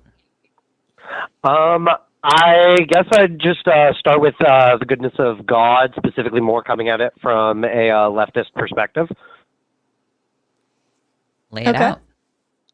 Okay, yeah. So I heard at the start of the conversation that you had with that other person, some of the discussions came up around just futility of goodness in general. I do think that's a better way to go about it. I feel like harm reduction and looking at the actual levels to which there's been usefulness is a good way to break down and get us closer to the idea of goodness. I do think, especially throughout the many different interpretations of God that we've seen in the Bible, there have definitely been times, I'd say, where, especially if we take it all to be the way it had gone about, that you can absolutely say that there have been evils that God has perpetrated. However, I think also both throughout the text and especially with the changes that came in through Christianity, but also through a lot of the Judaic texts and legal arguments that have happened since the diaspora. I think you can see a lot of ways in which the church has reformed, both for better and for worse. And I think in a lot of ways you have splittings of, God itself. Sorry, a little nervous. All good? You're fine. So are we making the argument God is has good aspects, or the people in the church, or Both. I feel like any interaction with a god of any sort leaves the footprint of the practitioners on the god in the same way that the god itself leaves footprints and indentations and changes on the people who either ascribe to worship of it or have been forced into living with that understanding of the world as something that was enforced into them at a young age. I think we have impacts on God and God has impacts on us. And there have been times where either if it's just the singular form of God that's being expressed has been evil, or if it is the evil of the people leaving that impact on God. I both believe in a liberatory God of love, and I also truly seen the white supremacist God. so do you think overall it has created more pros or cons for society or in general? I'd say overall, I think religion has created more pros. Part of that is being a person who's obsessed with politics, and seeing a lot of political evolutions as having come through worship and religious practices. And also as a person who does think that society is better. I'm a communist, and I believe that while we have done horrifying things in the pursuit of creating a world that we are not just at the whims of nature, I do think that that is, in the long term, a better way to come about at it. I think it's something that, in some ways, God calls us to do, make this world more equitable and livable for everybody within it. And how do you feel about how do you feel about the fact that things like Christian nationalism come out of it, like we're seeing right now, that is leading to a lot of change Yeah, that causes absolutely. obviously a lot of suffering for the citizens who live here? Yeah. Well, I'd say the simpler side of it is the positive aspects that have come out of it as well, such as liberation theology and the ways in which the church has been instrumental in both indigenous movements towards getting rights in South America, as well as towards general anti-imperialist struggles in the nation. On the other side, I would say that I feel like that is just going to be the fate of whatever the reigning dogma is among people. To get really annoying with it, I do believe that the taking of the Christian God and making it into the ramparts of the state that Constantine did back during when the Roman Empire transferred from being polytheistic to being Christian. I, in a lot of ways, see that as a true inversion of God and a demonic form of Jesus and a demonic form of God being put up at the top structures. However, I think you also see evidence of this evil version of God in the Old Testament. I think a lot of that comes from self-love, as I see Adonai, Yahweh, God, Allah, as the personification of love and the full deification of the God of love to a point where you try to exclude the worship and following of any other God, making all of the concepts subordinate to love.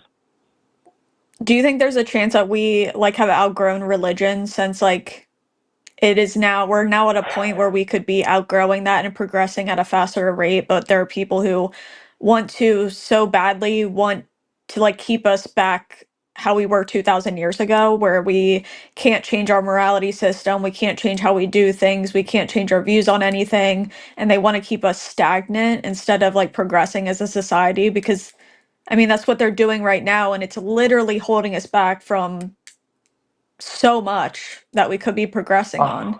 All in the name of I a book fully that's like thousands of years old.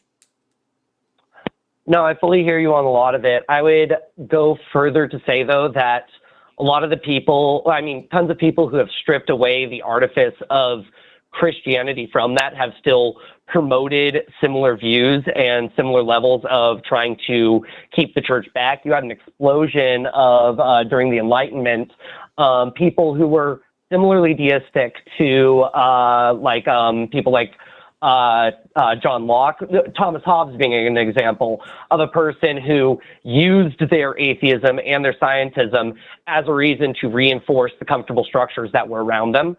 I think conservatism, is always evolving. It is something that is in constant conversation with with progress as it goes on, and is something that adapts to those progresses. The conservatives don't want what they are calling back to because they're looking at a simulacrum that doesn't actually exist. Does that answer the question? And also, if you need to go on, I totally understand. I appreciate how much. Yeah. The only like last thing I really want to say is, to me right now, the Conservative Party and like the party that is, you know, seen as like the Christian party, whatever you want to call it, or made up of so-called like Christian nationalists, they seem like they are going backwards from where they were maybe like 10 years ago or so. Like, to me, it seems even worse because now it seems like the extremists of it are the ones in power. I mean, you have a lot of these pastors who are pastors of people in the Trump admin saying women shouldn't even be able to vote and stuff like this, which is absolutely insane, which I don't think would be openly said like years ago. So I think it's like concerning that it's regressing even more in the name of so-called Christianity and God. No, I totally hear you. I do agree that regression is a fair term to be said on it, but I still see this as progress, negative progress, but it is something that is in constant communication with what has happened in the past. This version of far-right neo-populism, I think fascism, I fully understand the use, like using that term for it. However, I'm annoying and with Trotskyist, so we have like different definitions on that, but these things look sizably different from the way that they did in Nazi Germany and in the other state projects that were trying to come up. Like even the way in which the right-wing church has evolved, the way it's come to this point, they would have been saying similar things back in the time of the 50s, but the positions it's coming from and the actual things that they are calling for were entirely different.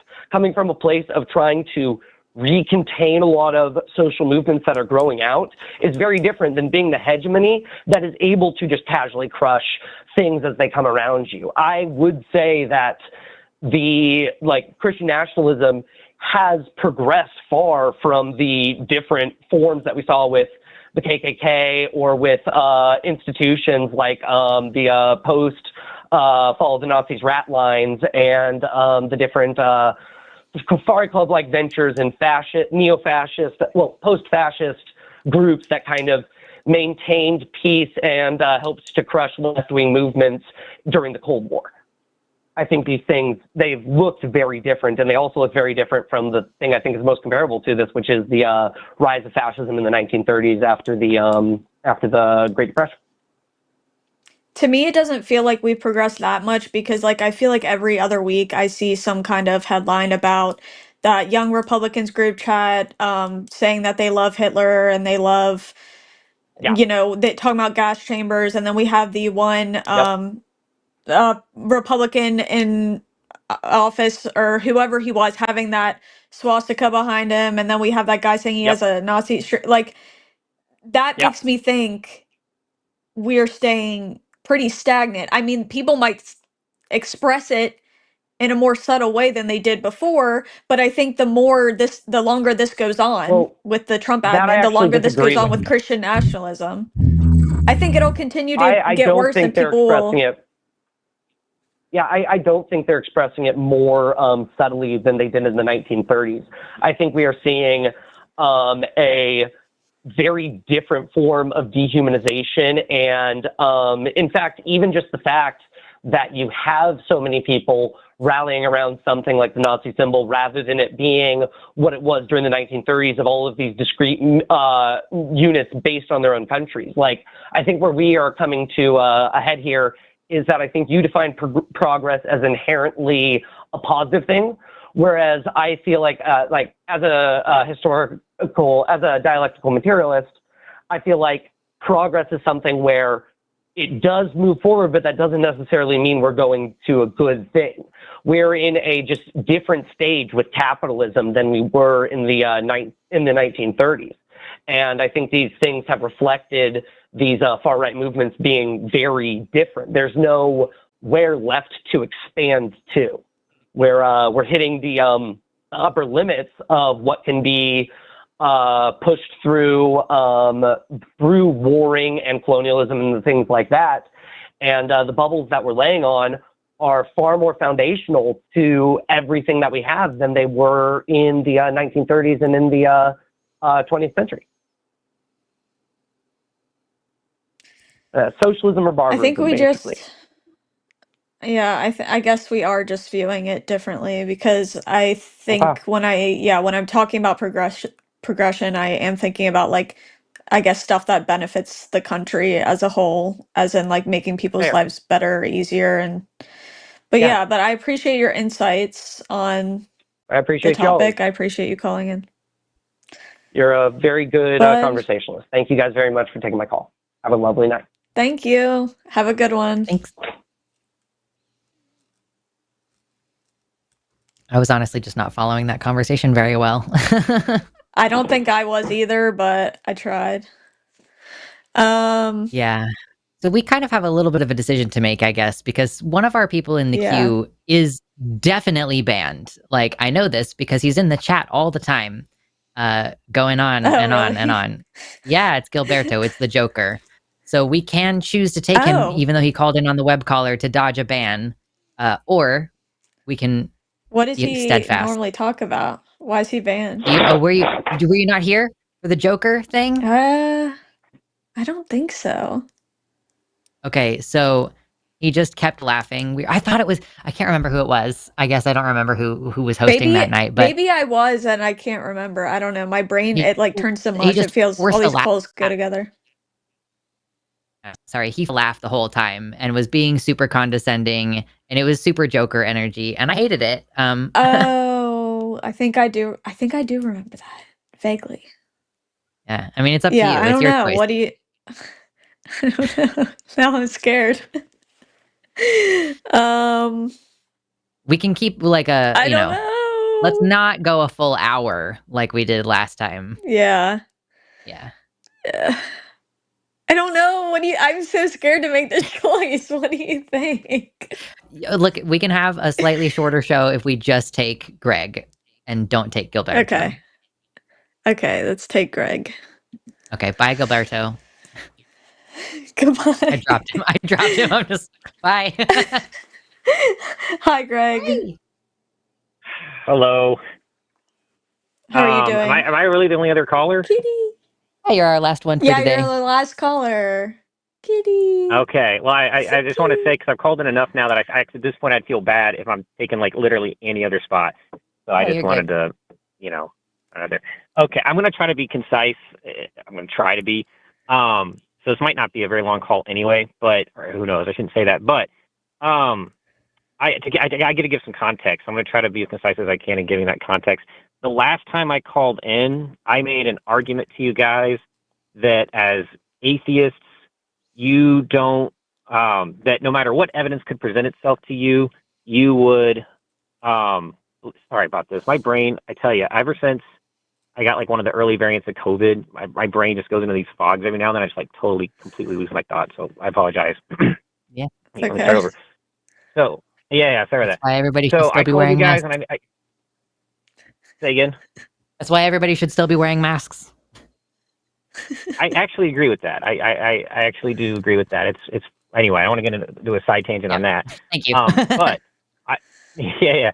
But I called and I made the argument to you guys that as atheists, no matter what evidence could present itself to you, you would do whatever you could to explain it away with naturalism because you were committed to not believing in God. And you guys had two responses to that argument. And I wanted to kind of address one or possibly both of those. So the first response that you made, and I'm going to attempt to steelman you as much as I can, and if I don't, please add to it. But one of the points you guys had made was that God is all-knowing. So God would know how to present himself or present evidence to you in a way that would convince you that he was real. So this is kind of a cop-out argument that I made because God would know how to present himself to make himself known to you, right? And that might look different for different people, but the point is he could do that for anybody. So this argument, therefore, that I made doesn't hold water. And then the second argument that you guys made is that even if you put all of that aside,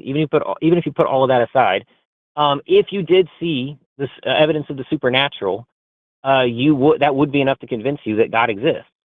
And you guys gave different bars for that. One of you said it would be, turning another person into a pillar of salt.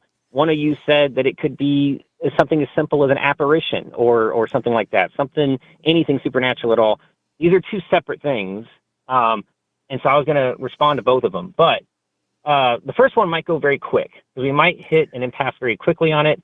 And also, I don't want to review old stomping grounds too much with you guys because I'm going to repeat myself again. Yeah, and I hate to repeat myself, but I'm going to repeat. So one of the things I had said in the last call is that your life is inherently a story. If you don't like the word story, you could use the word journey. I hope maybe we'd at least agree that your life to an extent is a journey.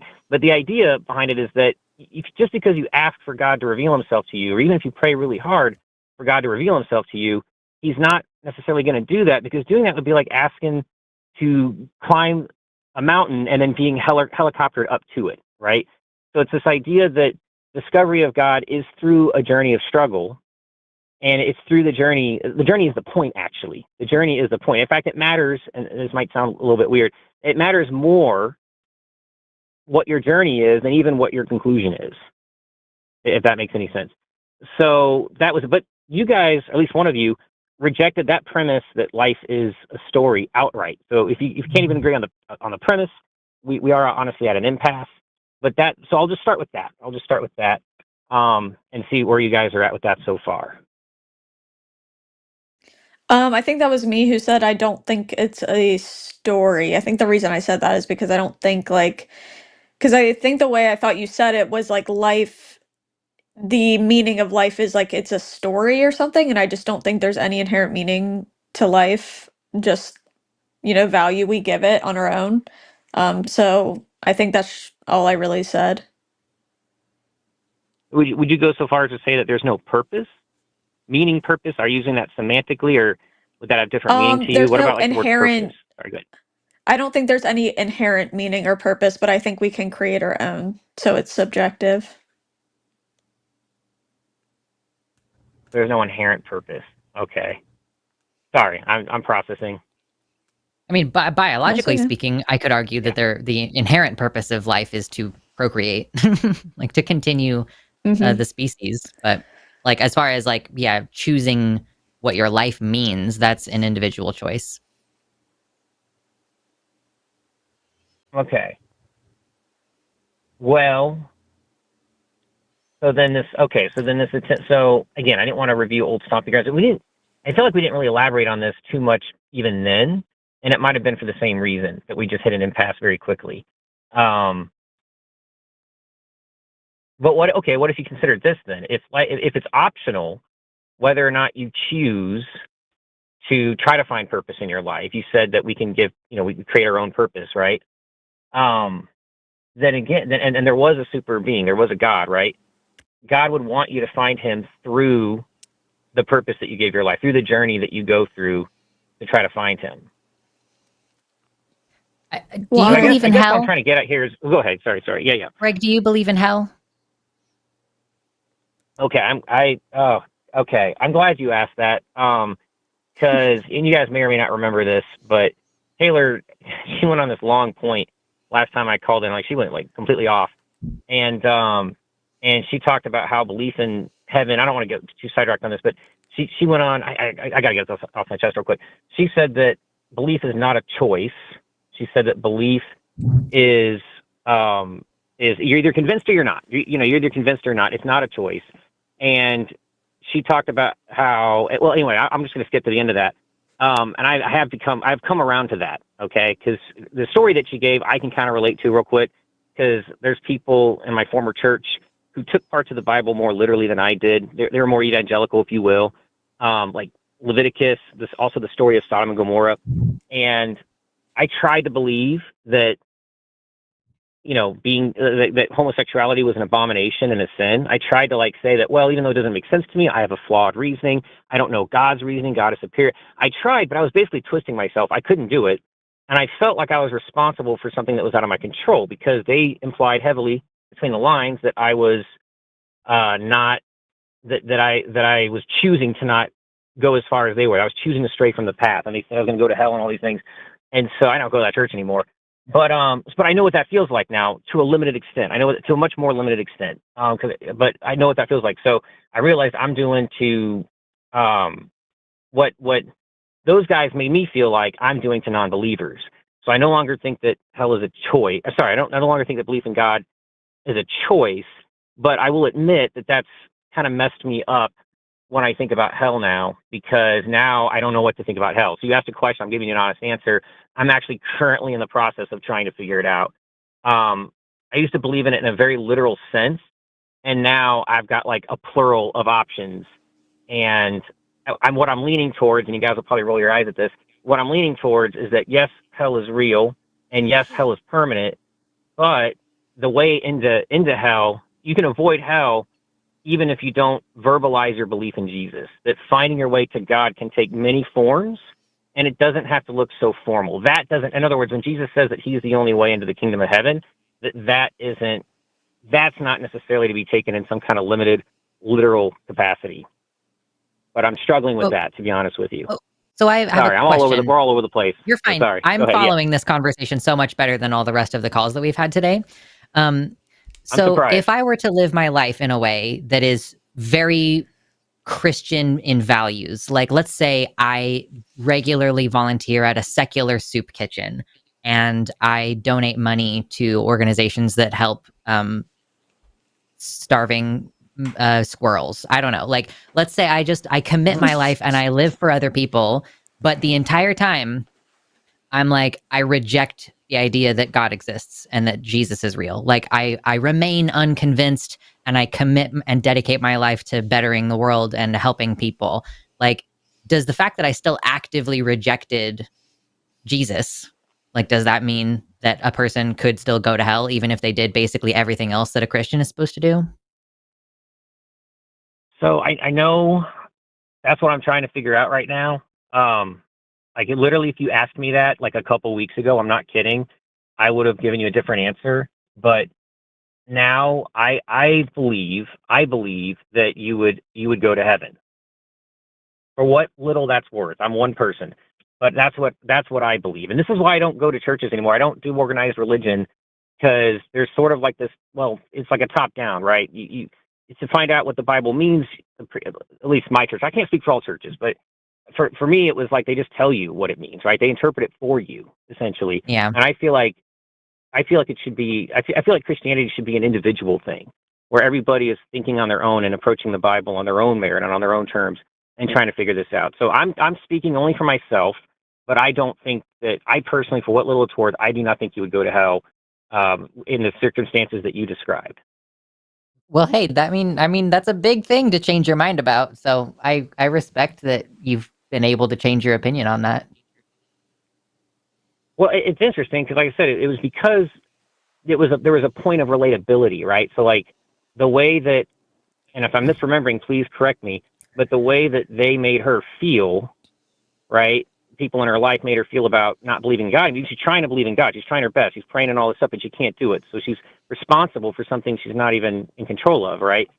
It was similar to how I felt. So, again, I'm kind of going all over the place here because I think if you're trying to be persuasive in a debate, debates are not, we always talk about debates being like the marketplace of ideas, but really I think debates are inherently emotional processes. You have to, you guys probably go through this all the time.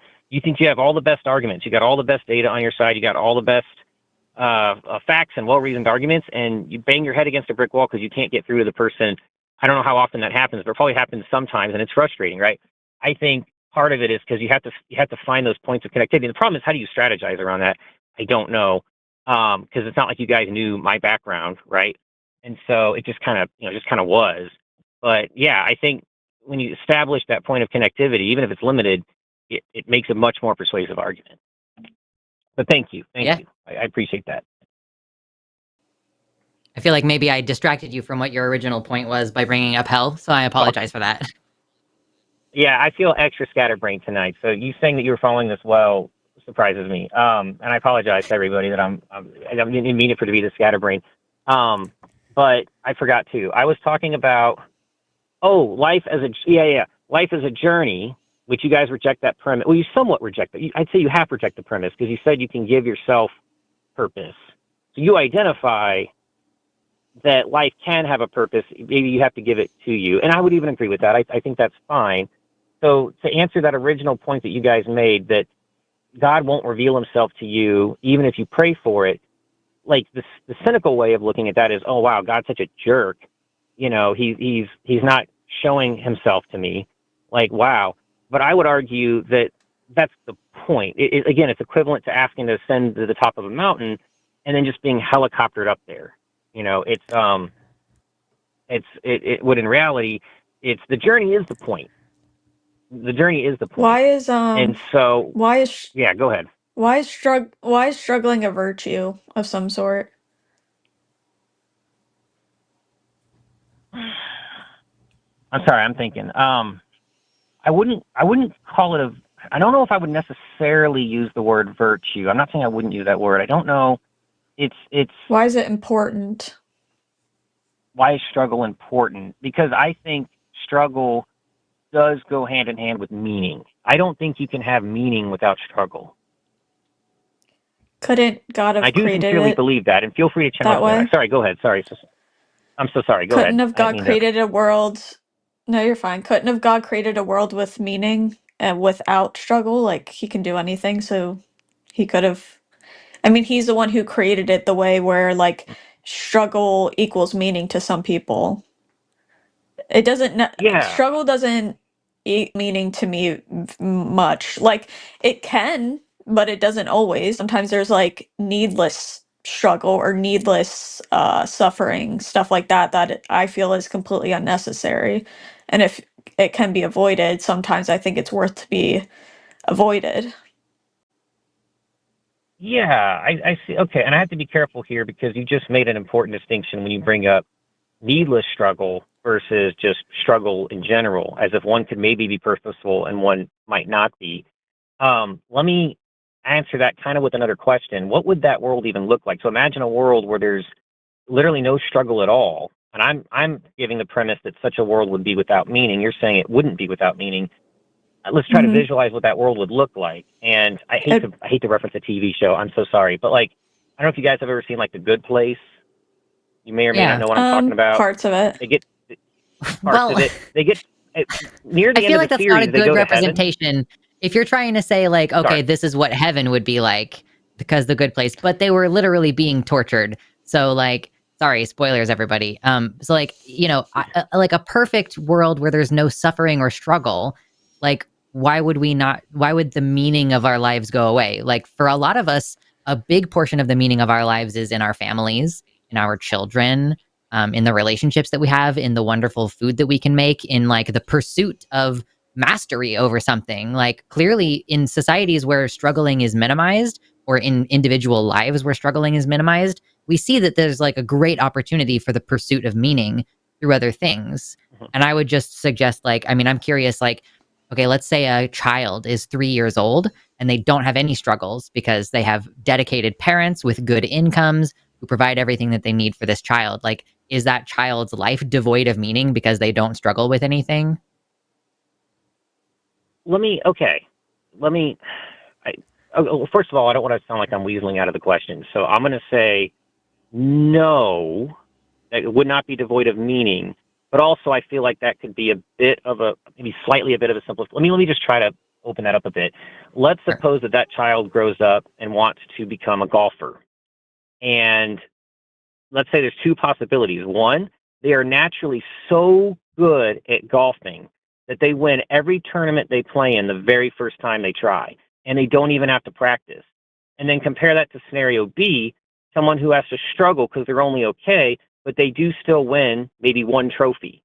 That one trophy, I would argue, would have more meaning than the wall of trophies that the previous golfer would have because of the struggle required to get there. And in fact, I would argue that one trophy is more valuable than all those other trophies combined. We're almost getting into compared to the supply and previous scenario. demand dynamics, though. It's almost like supply and demand dynamics, where it's like because something is not unique, therefore it is less special. Like as though being the best at something is devoid of meaning. Like what really ends up happening in that situation is that you compete against yourself. Like my partner is good at so many video games. Every single time we try to play games with a friend, he is the best at it. And like there's nothing anyone can do about it. It just is the way that it is. And so he competes against himself. He's like, I am doing better than I did yesterday, or like, oof, I could have done this better. Like, oh, I remember this other time I did this other things. Like you're still pursuing meaning. It's just different. Like then like I, as a disabled person, have to struggle a lot to get to a place that a normal person could get very easily. And it feels like a huge accomplishment sometimes, but that doesn't mean that like the other person having like a proportionally difficult thing in their own life, like neither of us invalidate the other person's experience. Fair. So you would argue, and I'm trying to steal man, so please correct me if I'm not. So the person who wins all the trophies effortlessly in this example still has meaning. His bar is just higher. But like you said, he's still competing against himself. So at that point, and there's still meaning in that. Basically. Is that kind of... Or yeah, basically, maybe put on a handicap one time and you're like, ooh, I'm going to bowl left-handed instead of right-handed this time to just like, you know, mix things up and keep up the variety. So like, I think that you did a pretty good job describing my position. Okay. I think we have to be careful with how to make sure we're on the same page then when we talk about the word struggle and what we both mean very specifically with that word. And I'm not saying that we're not already agreeing. Sorry, I'm processing here. Because I guess my hesitation with all of this, and the only reason why I mentioned the good place was, and maybe I'm conflating, maybe I'm the one conflating, maybe I'm conflating struggle with suffering. But with the good place, when they got to that perfect end game, it was that there was no suffering, there was no struggle, and people you're could talking get season 4. whatever Gotcha. they wanted. Yeah, they could get whatever they wanted whenever they wanted, and it was eternal. And the result of this is that people got really bored, and it was actually ended up being its own hell. And maybe maybe a better example than the good place would be this Twilight Zone episode, which is the same concept, where this guy goes to what he thinks is heaven, where he gets whatever he wants whenever he wants, and he gets very sick of it. And then, you know, spoiler alert, oh, it turned out to be hell, and this is what hell was. So to me, and I'm not saying I'm not trying to adjust where you guys are at right now. To me, I'm still in this loop of, or this position of, you need struggle to have meaning. Are we talking about the same thing when we say struggle? Are we talking about the same thing when we say meaning? Is really where I think the question is coming for me. Like, what does meaning mean to you if it is defined by struggle? Right, like, and I also wanted to ask Greg, is there meaning in heaven? And like, if so, is there suffering in heaven? Is there struggle in heaven? What's the deal with that? Because you just described like a couple seconds ago, heaven, where it ends up being torture because everything's so perfect. But that's always how heaven is described by Christians, is like this perfect place of paradise. So is there meaning there? How is there meaning there if there's not struggle? That's a great question, and I did just say that. And that's another thing I've been kind of struggling with lately, because like conventionally hell is described as this lake of fire, and like, oh my god, eternal burning in a lake of fire. Isn't that awful?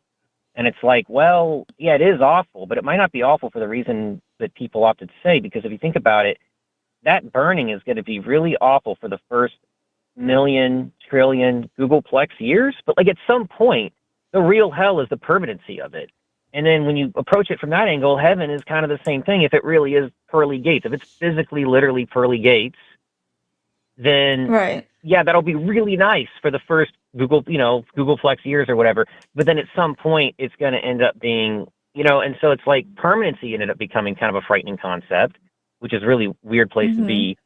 So sorry, to answer that question, I guess that's another one I'm struggling on, and I'll admit that. I'm kind of struggling with both hell and heaven, honestly, as concepts. And I don't want to give the cop-out answer of it's beyond our comprehension because we're not God and we're not. That's a very fancy way of saying I don't know, which I don't know.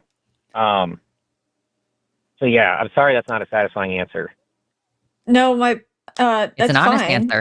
I'm good with that. My only point with that is if heaven does have meaning and there isn't struggle, there isn't suffering in heaven, then God could have just created the earth that way. And I think that we maybe kind of had this conversation last time. I can't remember, but yeah, it seems like simple to me. It seems like we don't even really have to imagine that because a lot of Christians describe that a life without struggle that has meaning. Because I feel like most Christians would say that heaven has meaning, and that's where apparently they are spending the majority of their time. Like here on earth is just like a couple seconds compared to the time they would spend in heaven. So I would hope that would mean something to them, that it would be meaningful in any kind of way. I want to say, Greg, if there is no punishment or reward at the end of the journey of your life, then on some level, I kind of don't have a problem with the idea that like God wants you to find him through your own journey. Like, cool.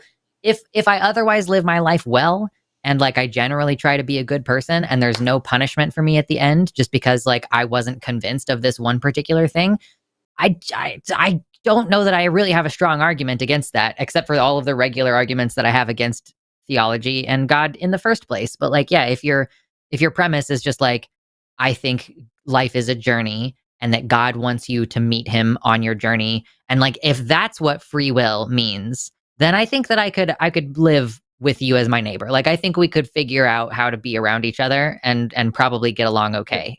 Like I don't take any major issue with that. I mean, I hope that I appreciate that. And I just also wanted to say real quick and answer to, I'm going to attempt to answer Taylor's question when she said, why wouldn't God just make heaven on earth? Why not just make earth like heaven? Why go through this whole thing?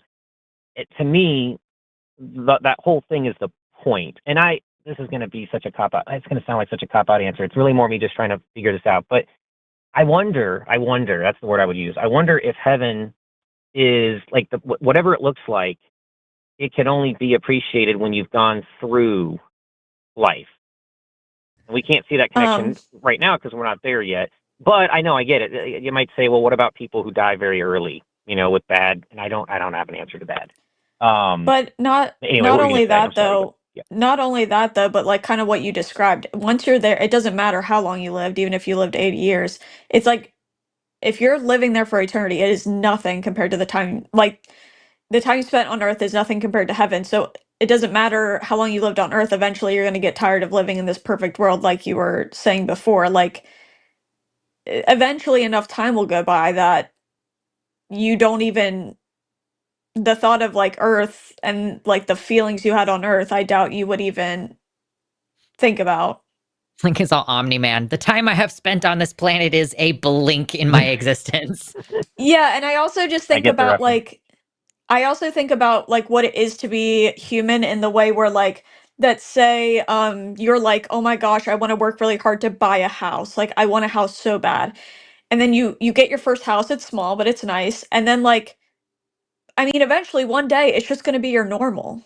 Like yeah, you can appreciate it, right? But like for a lot of people, once they get this big thing that they've been wanting, one day it just becomes like everyday life. This is what you have. This is like, and a lot of times people want more after that. So I don't know. I feel like it's a very human thing to just like, after a while, you're not going to be in awe of the thing. You're just going to be like, oh, another day in heaven where everything's perfect.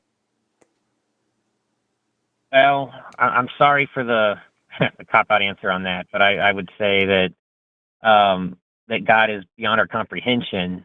So being with God would supersede our ability to comprehend that limitation. So what you're describing is a limitation on our understanding of what that could look like, or what that could be with, or what that could be. I guess why Yeah.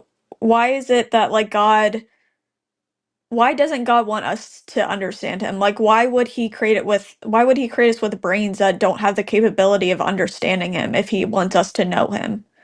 Because like according to a lot of people we can't even truly know him because we can't comprehend him, but he's the one who gave us our limited ways of thinking. And on top of that, if God is beyond my understanding, why should I ever worship or follow something that is beyond my understanding? Because I can't know if it's worth worship or worth following.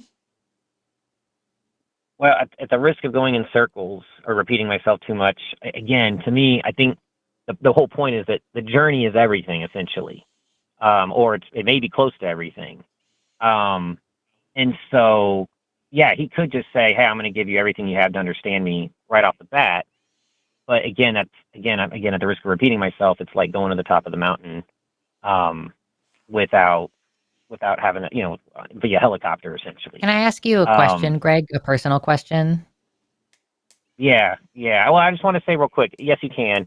I also just wanted to add to that real quick, and this is a personal thing for me. Okay, to me, when I say the journey is everything, how do I put this? This is like a weird, like, personal, subjective, intrinsic truth to me that I feel like on a more emotional or deep level, and that's not necessarily useful to you because that's just like a personal testimony. But when I say like the journey is everything like that, I'm more and more, as I get older, I'm more and more feeling that. For whatever that means. But anyway, go ahead. Yes. Yeah, go ahead. I was just curious if you have any children or if you've ever been like in charge of kids or like cousins or something that are younger than you or anything. I don't have any children. I have babysat before for like nieces and nephews, but I don't have any children, no. But it's like you can kind of imagine what it would be like to be a parent and like having this little person who's like you're responsible for them and everything, and like what, like, God is supposed to be our father. Like he's called the father, like he is, that's his role. He created us, he watches over us, he protects us. And like I think if you spend time thinking about the relationship between a parent and their child, and like if God is supposed to be that for people, then like how confusing his behavior is. Like, why would you create someone and then leave them on an island and be like, dope, I hope you figure out how to get here. Like, I'm not even gonna leave you the tools to make a boat. Like, you have to figure all that out on your own. And I'm just gonna be somewhere else, right? And like the fact that he's like, I want you to journey through your 80 years of life to find me, rather than just being present for his creation, for his children. And like, I don't know if this person, and like maybe you're just going to default back to like God works in mysterious ways. We can't understand him or anything. But like, if we're supposed to be created in his image, then I feel like we should be able to understand his motivations, at least to some degree, or that we should at least be similar in some pretty important ways. And being there for your children is very important to people. And like I adopted a younger sibling, and it's a very similar dynamic where I feel like obligated to do things, obligated to be present. And I just don't think it makes sense for a creator to be like, yeah, I'm just going to hang out over here and you can figure it out. I don't really like, I'm not going to like pursue that relationship. I'm going to leave it entirely on my child who knows less than me, who has less resources than me, who is less powerful than me, to basically by themselves put together a boat and come find me. I just don't think that makes sense. And I just thought that you might want to think on that a little. Yeah, I would say it's both. So there is some similarity there in the sense that when you have, you do want your kids to learn things on their own and not handhold them extensively. but at the same time, it can't be completely the same because God is not a person. He is not a human being, right? And so you also Are we made in you his can't image, make though? it completely one-to-one. We are made in his image, yes. Okay, well, I have a lot of, like, care for my children that God doesn't seem to have, which is weird. I guess he made us more loving than he is, maybe. I see where you're coming from. I don't agree, but I do understand. I do at least kind of see where you're coming from, and I'm not even saying you're wrong. I just don't agree yet. I don't know. I'm thinking about Sure. it. I don't want to be dismissive. I need to catch myself because every time I call, I tell myself try to listen as hard as you can. It's easy not to. So I will think on that. Yeah. Cool. Do you feel like I don't we've wanna be reached like a dismissive, maybe overloading you, diminishing returns if we continue? Because we probably are good to go for super chats now. If you want to revisit the call Yeah. and like listen back to it later and call us again later. Yeah, I do appreciate it a lot, and I mean, I actually I think this is a perfect place. In all honesty, I've got more than enough. Like I said, every time I call, I get more than I asked for. So I always appreciate it. And just really quick before I go, this is really random, but I just want to give a very quick shout out to Forrest and Erica because I called in when they did their like super long stream and I talked about intelligent design. And I just want to give a particular quick shout out to Forrest because his love of biology is contagious. And so that was really cool. And I've been watching some of his stuff on his own channel now because I think that was really neat. So, but yeah, thank you guys a ton. Have a great rest of the night and enjoy the super chat. And thank you. Thanks, Greg. Thanks, Thanks for Greg. calling Talk to you in. later. All right. Yep. Talk to you Bye. later. Bye. Awesome. Feel like we're actually making some progress there. I like Greg. I think he's called in a couple times, but yeah, I like him. I like when he calls in. All right, we don't need call in studio anymore. Turn that off. Cool. Woo! That was a pretty good show. I feel like we did good tonight. I got to yell at Andrew. Yeah. That was good. Oh no, I'm gone. I was like, oh, there's just me. Oh gosh, you first. All right, thank you for the 5 units from Sean Loves Math, who says the only solution to p to the third minus q to the fifth equals p plus q squared. For primes, p and q is p equals 7, q equals 3. I'm in my final year of my PhD. Please search Isherwood final year of PhD to help. Oh, okay. You gotta GoFundMe going. Gotta pay for food while you're doing your PhD. That's cool. I'm glad that you're getting finished with that soon. 5 euros from Jenna Thornward. Seeing red pillars / MAGA and cultists as the same kind of issue is very limited. And why do I not know that word? It's because it's spelled with an S instead of a C. Depoliticized. Oh my gosh, why did that throw me off so bad? This is a British person. And I think this has happened to me like last time I read super chats with a different word. Okay. They both are based on exploitation of effects. I think that there might be a follow-up one to that or something. Okay, I'm not exactly sure if I'm... Oh, no follow-up. Okay, cool. Well then, yeah, I do agree that it's a limited view. Yeah. They are both based on like, yeah, let's try to exploit these idiots into a group. Like, I guess, yeah, that's, yeah, correct. Thank you for $5 from Space Barbarian, who says, there is nothing either good or bad, but thinking makes it so. Bill Shakespeare. Nobody has objective morality. True. No notes. $10 from the atheist mechanic. Jacob, relax. You were talking like the video was on 2x speed while in the live show, and you also presented circular arguments and Yeah, I kind of hate when that type of stuff happens because I'm sitting there and I'm like, am I just stupid or does this not make any sense? Like, and that happens sometimes when I feel like people are using like the Jordan Peterson method of just like word salad. I'm like, not sure if I know what's going on right now. So yeah. He did I talk very struggled a fast. little bit today.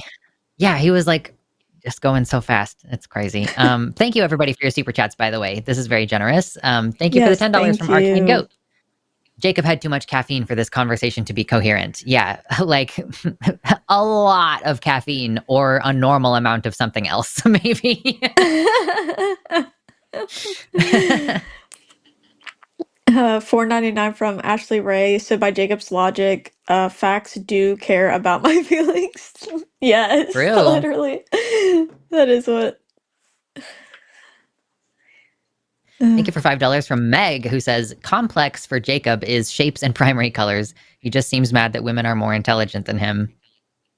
Thank you. Y'all are mean sometimes in a way that I cannot co-sign necessarily, but I appreciate your super chat.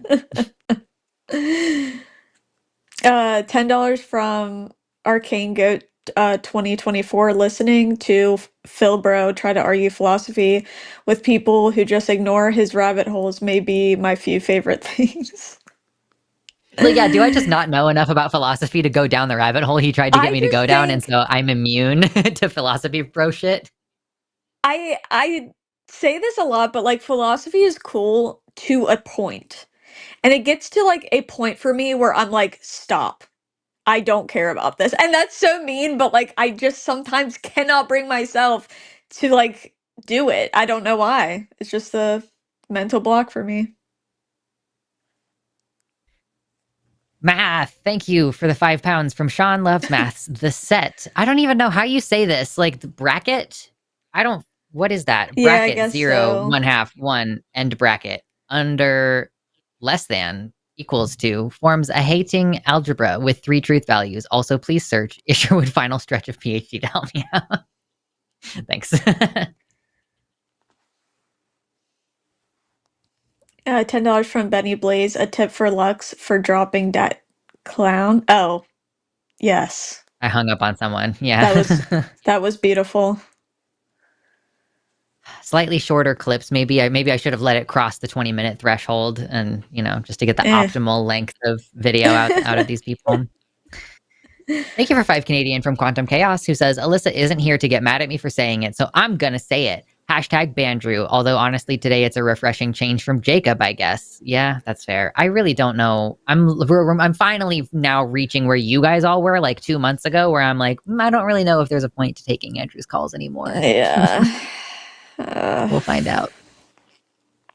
$5 from Mystic Mind Analysis. My example of subjective morality. Nudity isn't harmful to children, neither is nude art of children, provided it's strictly not of an adult nature. I don't know. I feel like if you cannot have someone you're looking at you can't have a model for a nude child. Like you have to use your imagination to do that. Like that's the problem with child exploitation, is that like a child is involved in any part of the situation. So yeah, like like a cherub, like the baby angels, and they're like little tiny genitals or whatever. Like sure, I don't think there's anything fundamentally unethical about that. But it's a fine fucking line, and you should stay very, very far away from it. Very far. just don't even approach the line. It's just stay way back here. Actually, don't even think about the line. Just stay away. Yeah. This network is called The Line, and so those things could be taken out of context. Yeah. $5 from Legon1212, who says, can y'all give the homeschool recovery Reddit a shout out? Y'all rock. Oh gosh. Oh my gosh. I didn't even know that was a group. Yeah. That's really cool though. I should have known there was a group for that, because I feel like there's a group for everything. $10 for the atheist mechanic. This government is the least intelligent. The hell are you talking about, Andrew? Yeah, I feel like sometimes people, like, when we're in certain discussions, it's like people automatically assume I'm like on their same like nationalist level that they are, and I'm like, I'm not a nationalist though. So, like, and I'm like, I don't know. It's just, I don't know what to say. Me neither. Thank you for another $10 from the atheist mechanic, who says, I trust the water in Flint, Michigan more than the government. True. That's rough.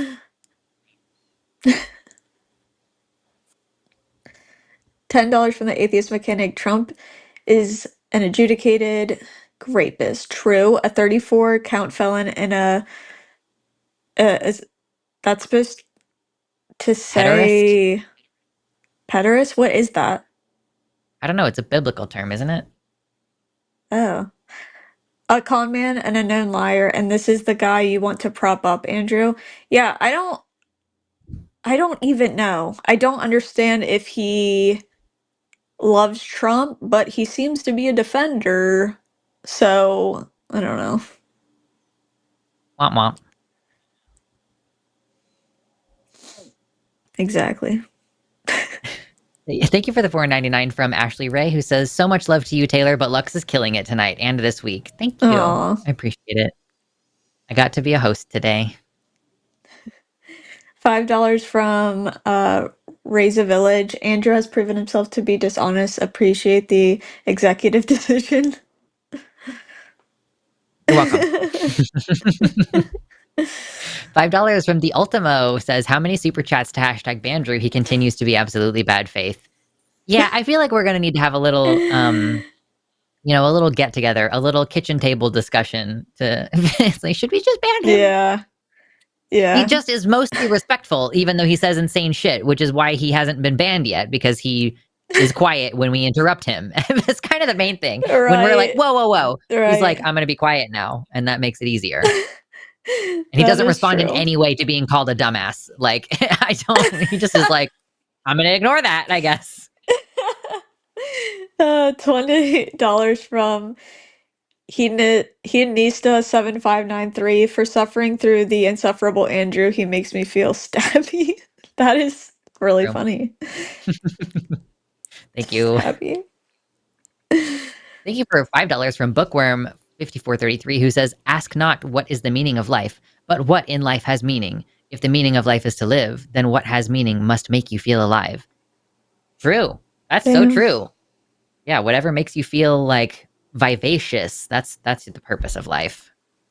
Which is why reproduction is the purpose of life, because sex feels really good. Big brain.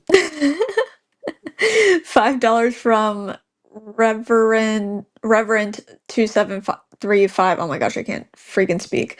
Yo, Taylor's out here dropping dimes like prime Steph Curry. Great questions for Greg. Thanks. I feel like Greg has some good convo. I like Greg because he reminds me of myself literally like 2 years ago. And I wish I would have been having conversations with like people like us during that time, because it probably would have helped me a lot. And I think it is helping Greg. Not saying he has to be an atheist, but yeah, I think it's helpful.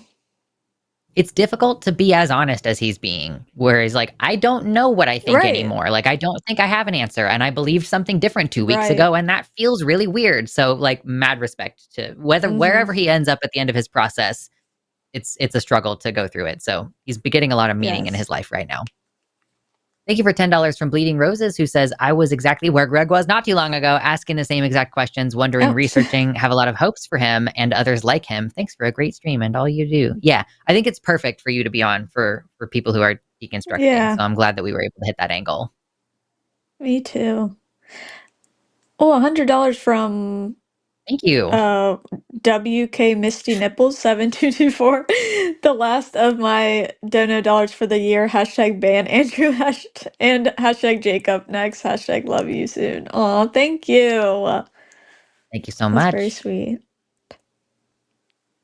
Thank you for $5 from Joshua Everett, who says, most philosophy as practiced in the Petersonian method is just sitting around pretending you can word games your way into answers or deep meaning. Yeah, truly. Exactly. That's not what philosophy That's exactly is. how. Yes. Oh my God. There has to be an idea that you're actually communicating. You can't just play word games and be like, well, I could say that you did that and have a completely different kind of objective morality about whether the moon exists or not. Like, I struggled today. It reminds me. Thank you. It reminds me of Jordan Peterson. Like, what do you mean by truth? What do you mean by believe? Exactly. What do you mean by? And it's Petersonian like, method. Yeah, exactly. Good gracious. Oh, cool. Yeah, there's an outro for this one. Okay. We got the patrons that scroll by. Thank you, everybody, for being here. Go join Patreon. Yeah. Patreon.com/calltheline.